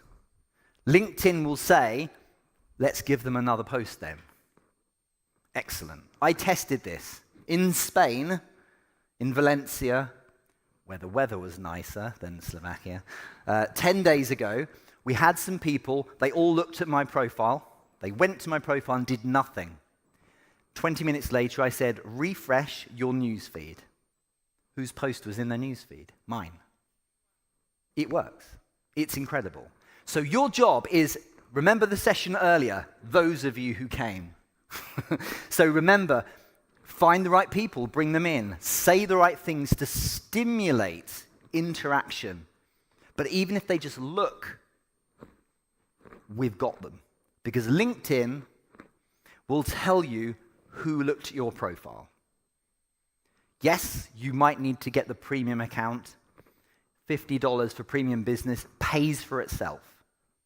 Okay? But you can see who looked at your profile. But Richard, what do you do? Well, we're going to get to that. I just want to add one last thing. Don't just write a call to action or a call to feel at the end of the post. The most powerful is actually in the comments. Often a lot of my comments are longer than the post. So this post was obviously about reposting content or something. And what I'm doing is I'm pulling them back in if they go down to the comments. And then look towards the bottom. Mindset matters in this business, which is why I include this as an early module in my LinkedIn Client Accelerator program, which helps you convert paying customers from your content. DM this if you'd like to find out how it works. Now, who's going to read that? Almost no one, but some will. The people who read the post, who are like, that was interesting, because I really tried and wrote a good post, they go to the comments because they want to read a bit more. Then some of them read this. Those ones, they click through. So I never go viral. I never get thousands of people in my DMs. I get a few who are interested for high ticket selling. The big deals come from nurture. So just before we get to the DMs, I'm building suspense. You see what I'm doing. We need to earn the right to DM them in a particular way. We progress at a pace that has no pressure. If they are not ready, they will feel pressure. Has anyone feel pressured before? Like when I make you stand up, right? Or show me your pen. It's pressure. But the idea is that if you put someone under pressure, they will try and get away. Now, most people are polite and they'll say things like, yeah, sure, and then disappear. What we want instead is to nurture them, and then they're happy to go to the next stage. We're selling the way the buyers want to buy.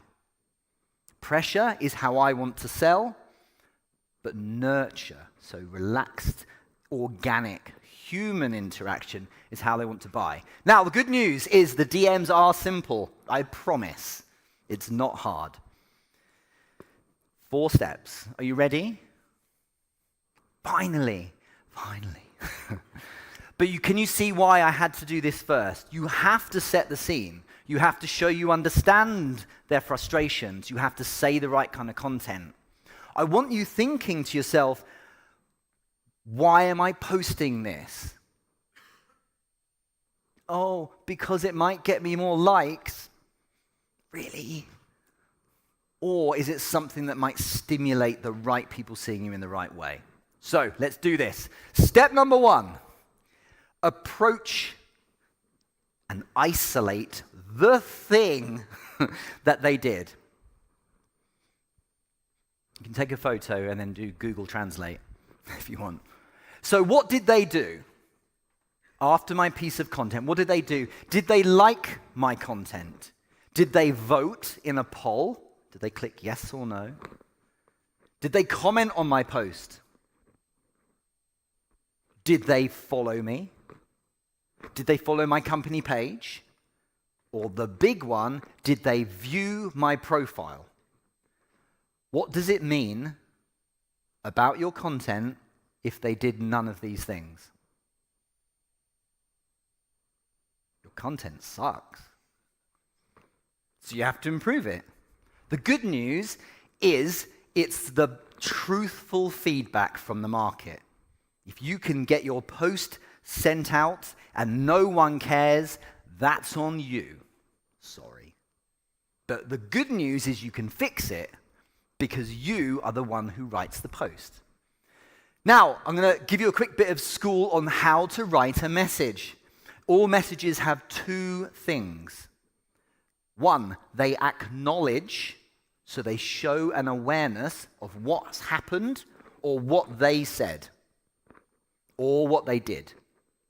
2, it progresses, it moves to the next step. That's your job to lead. Here's 2 examples. This is someone who sent me a connection request. So there's another thing that they did. The thing is that Abby sent me a connection request. Thanks for the connection request. What made you decide to send it out of interest?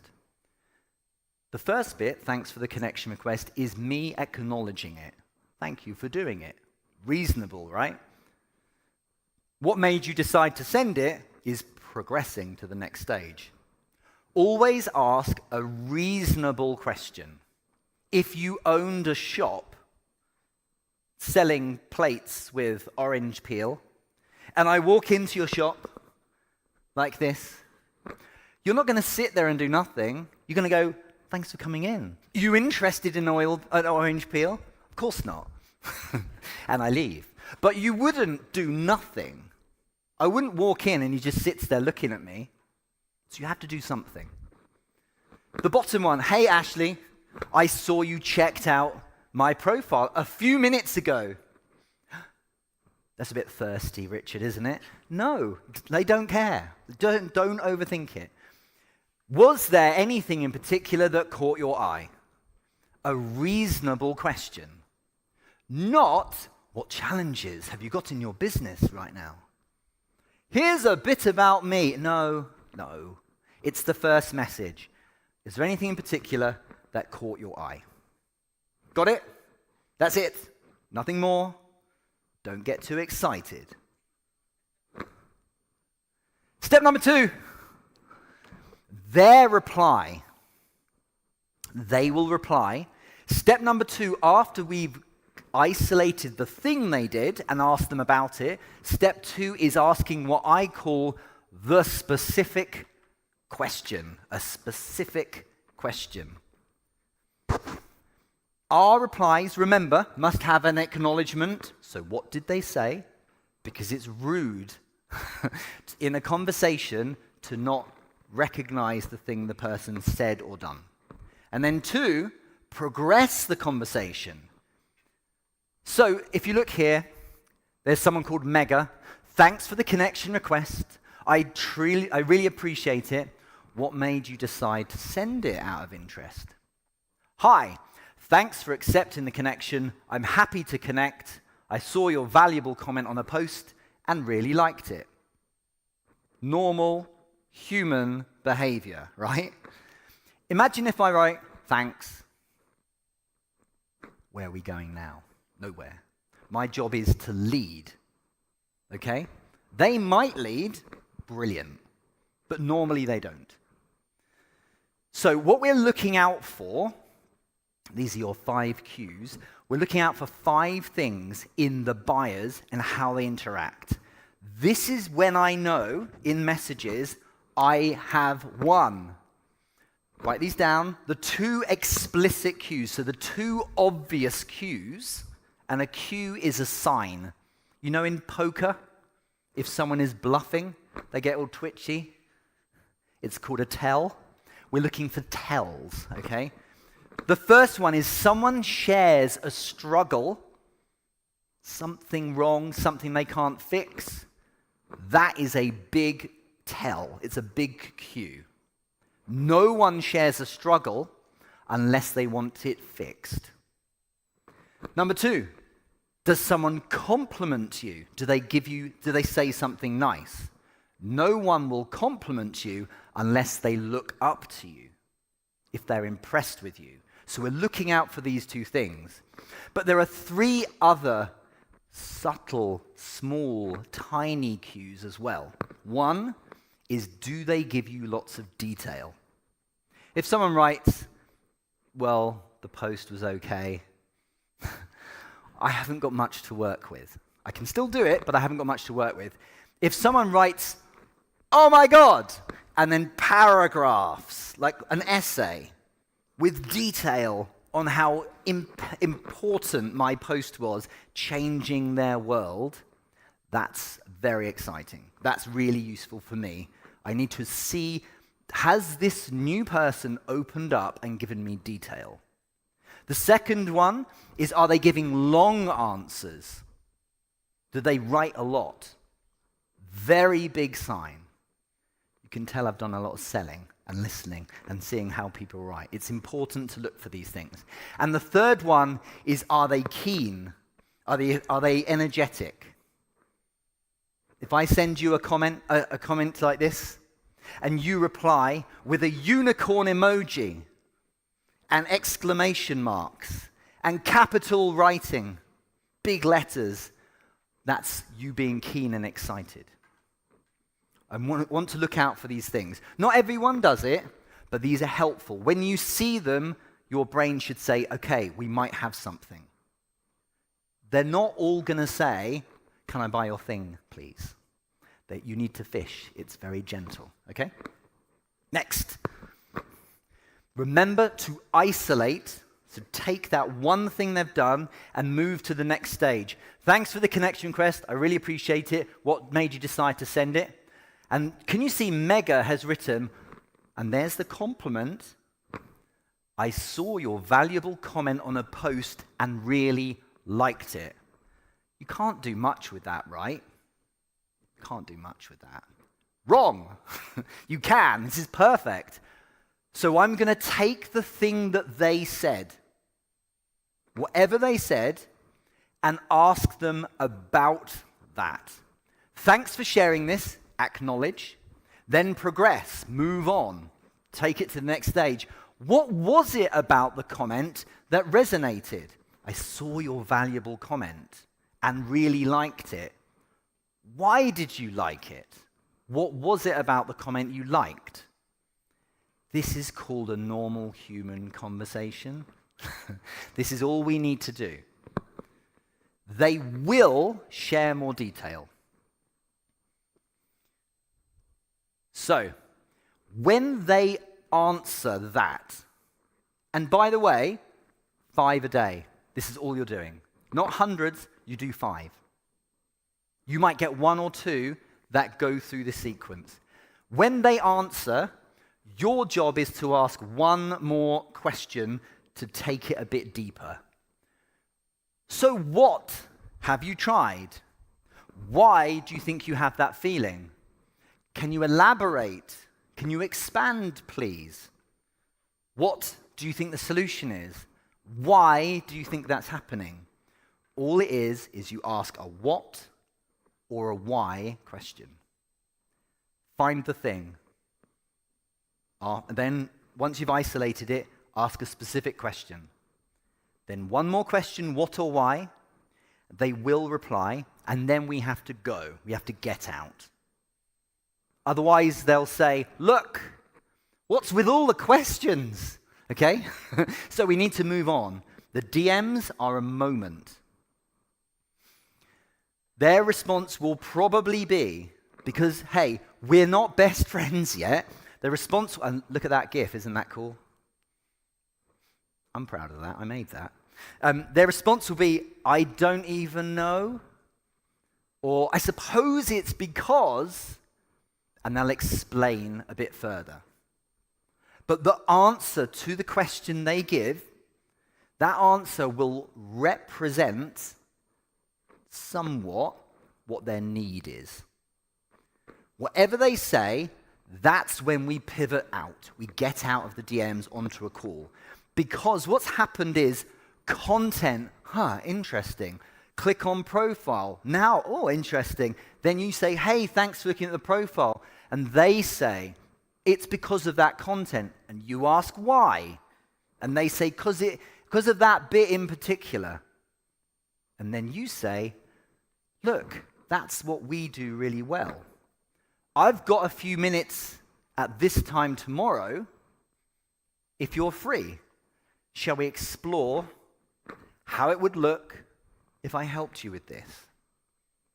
That's all. Or, if it's a collaboration or a partnership instead of potentially a sale, shall we explore how further we could collaborate? Use your words, but use my structure, okay?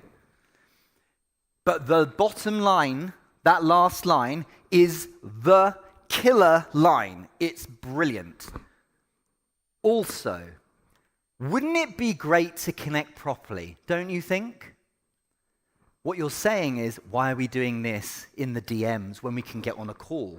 And they will say, yeah, totally, absolutely. And there you go.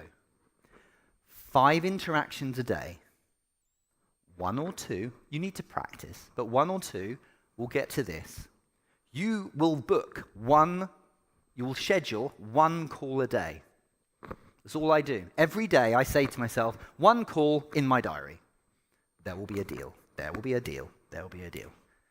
Not, I wonder, how many impressions did my post get? No. Can I book a call in my calendar? Because why are we on LinkedIn? For client acquisition. Remember, lead. Your job is to lead the pivot. Someone always leads every conversation. Who's leading this conversation? Is it you? It's me. It's my turn.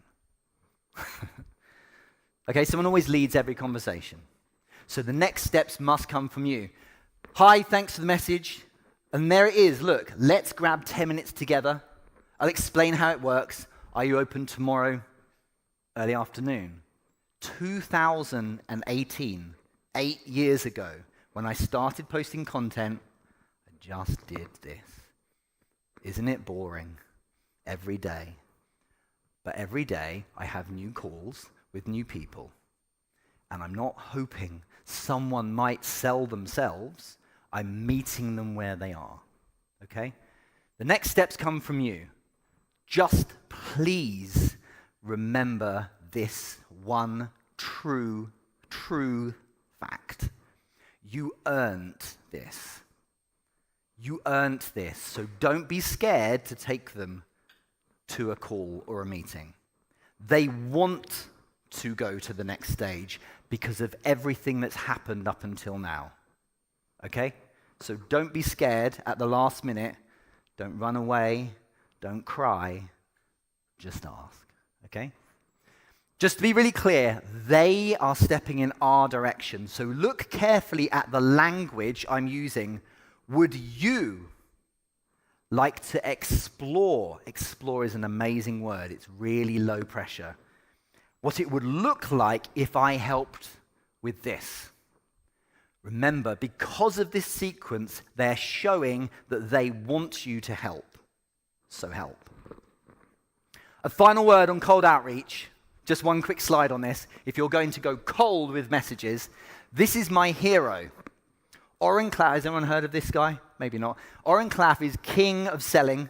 He wrote a really important book called Pitch Anything many years ago. Oren Klaff is just epic. And I sent a cold message to him. And he got back in an hour and wrote this. On the surface, sounds amazing, let's dig in. And we booked a call straight away. He sold millions of copies of this book. Everyone is his super fan, sending him messages. Why did he listen to me? Because I wrote something really carefully crafted. Cold messages, as in no content, is hard. Okay? But I'm just going to cover this in case you need it. If you're doing high volume, if you're doing hundreds of messages,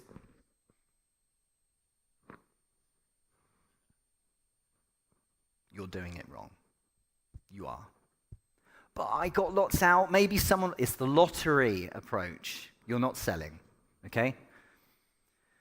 Instead, the two elements that you must have, I just want to make sure we cover this, okay?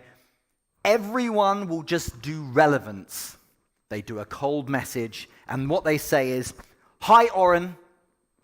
I want to interview you for my podcast." Maybe he'll do it because my podcast is on sales, right? No, because everyone else has asked the same thing. Instead, winners, the people who get somewhere, use leverage.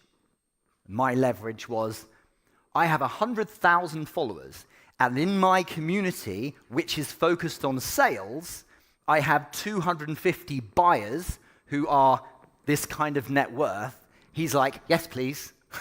So I give them some leverage, a reason for me to have the interaction, just something to think about. And to finish, the final slide, because I can't leave you just there, we have to consider how we do the call. They are buying more than your product, they are buying this. Reassurance from you, reassurance that you've got this. Okay? They're buying your self-confidence and belief. You've shown them great content. You've got into this wonderful DM conversation. They're quite happy to talk. You are the prize. They are the one with the problem. You are the solution. I know they're the customer. And I know they have the money. But they need it solved. Their problem needs solving. You are the solution.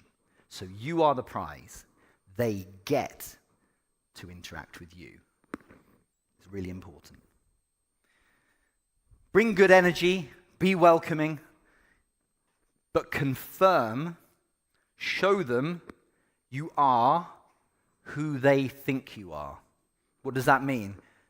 What you were, who you were on the post, who you were in the messages, be that person on the call as well. Because they want you to be.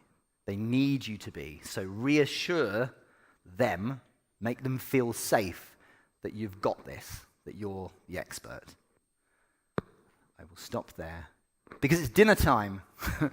Can we just say a huge thank you to this man over here, Martin? Thank you so much. What a great day. I really appreciate you. Thank you so much. Thank you very much. Thank you. Thanks for it all. Do we have any questions? Okay, first question. I will give you the mic. Do you use any type of automation in this process? Such a good question. And I know a lot of you are thinking of it, so he's speaking for many of you. I don't. The reason why is I'm not doing 50 messages a day, I'm doing 5. So one of my programs is $12,000. And if I sell one a week, that's good, that's okay. It's very low volume and a higher ticket. So I'm not interested in thousands of deals. $12,000. So if I sell one a week, that's fine for that product. So I like bigger sales rather than hundreds of tiny ones. So for this, if I'm sending as many as possible, I'm not getting very far. Instead, I want accuracy, and the buyers deserve the human. That's what's crucial. So if you want a big deal, if you want a long-term relationship, you have to show up. So no automation at all. You could try, but can you see how all of these interactions are particular to that particular person and that particular thing they did? So it doesn't always work. And you can tell when it's an automation, can't you? You can usually tell it's like a general message. So I don't. I'm not saying you mustn't, but I don't. And for the content preparation, do you use any content management tool? So I don't use any content management. The post is written and just posted or scheduled on LinkedIn. I have a ghostwriter who writes them for me. I WhatsApp her and she then makes it into a post, but that's it. So I don't use AI, but you can. If your writing sucks, so use AI then. But I think that, what's so important is we don't want generic content, do we?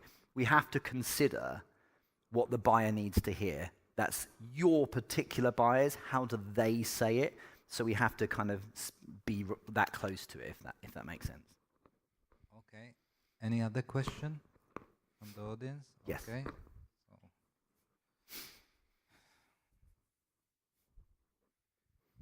You propose making a telephone conversation or direct conversation somewhere in step 3 or 4. I didn't catch it. That's fine. But yeah. why not after first, for example, 1 or 2 messages at the beginning? Is it wrong if they propose telephone call or if I propose telephone call to... This is a great question. Imagine you send me a message and you say, hey, I really like what you're talking about. Can we talk, please? Should I go straight to a call? Yeah. No. I would still ask one question. I'd still say, thank you. That sounds great. What made you decide to get in touch? Oh, because I really need your help right now with this thing. Now he really wants it. Now I will go to a call. So I just make you work for it this much. If they are really keen, still ask why. It's a bit of qualification. I think the main thing is don't stay in the messages forever. 2 to 3 comments, 2 to 3 messages, and then you go.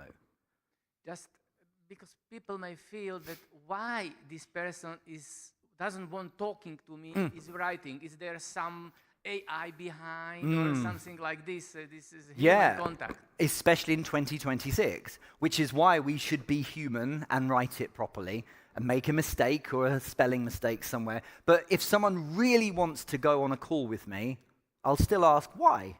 And they'll say, oh, because of this. And I'll say, no problem. Let's do it then. But otherwise, I will take them through the sequence. It's a really good question. Thank you very much. Thank you. Last applause. You're very kind. Thank you so much. Thank you. Please stay on the stage. Okay. Because always, every year, we take pictures all together, or if somebody wants, with Peter and me, and Perfect. And you. Now some organizational information in Slovak. V prvom rade ďakujem opäť všetkým, ktorí sa zúčastnili na livestreame. Desiatky ľudí z celého Slovenska a Česka. Veľká vďaka vám. My sa s vami lúčime a verím, že sa uvidíme o rok, pravdepodobne vo februári. Informácie dostanete postupne. Ďakujem, dovidenia, livestream. A teraz k nám.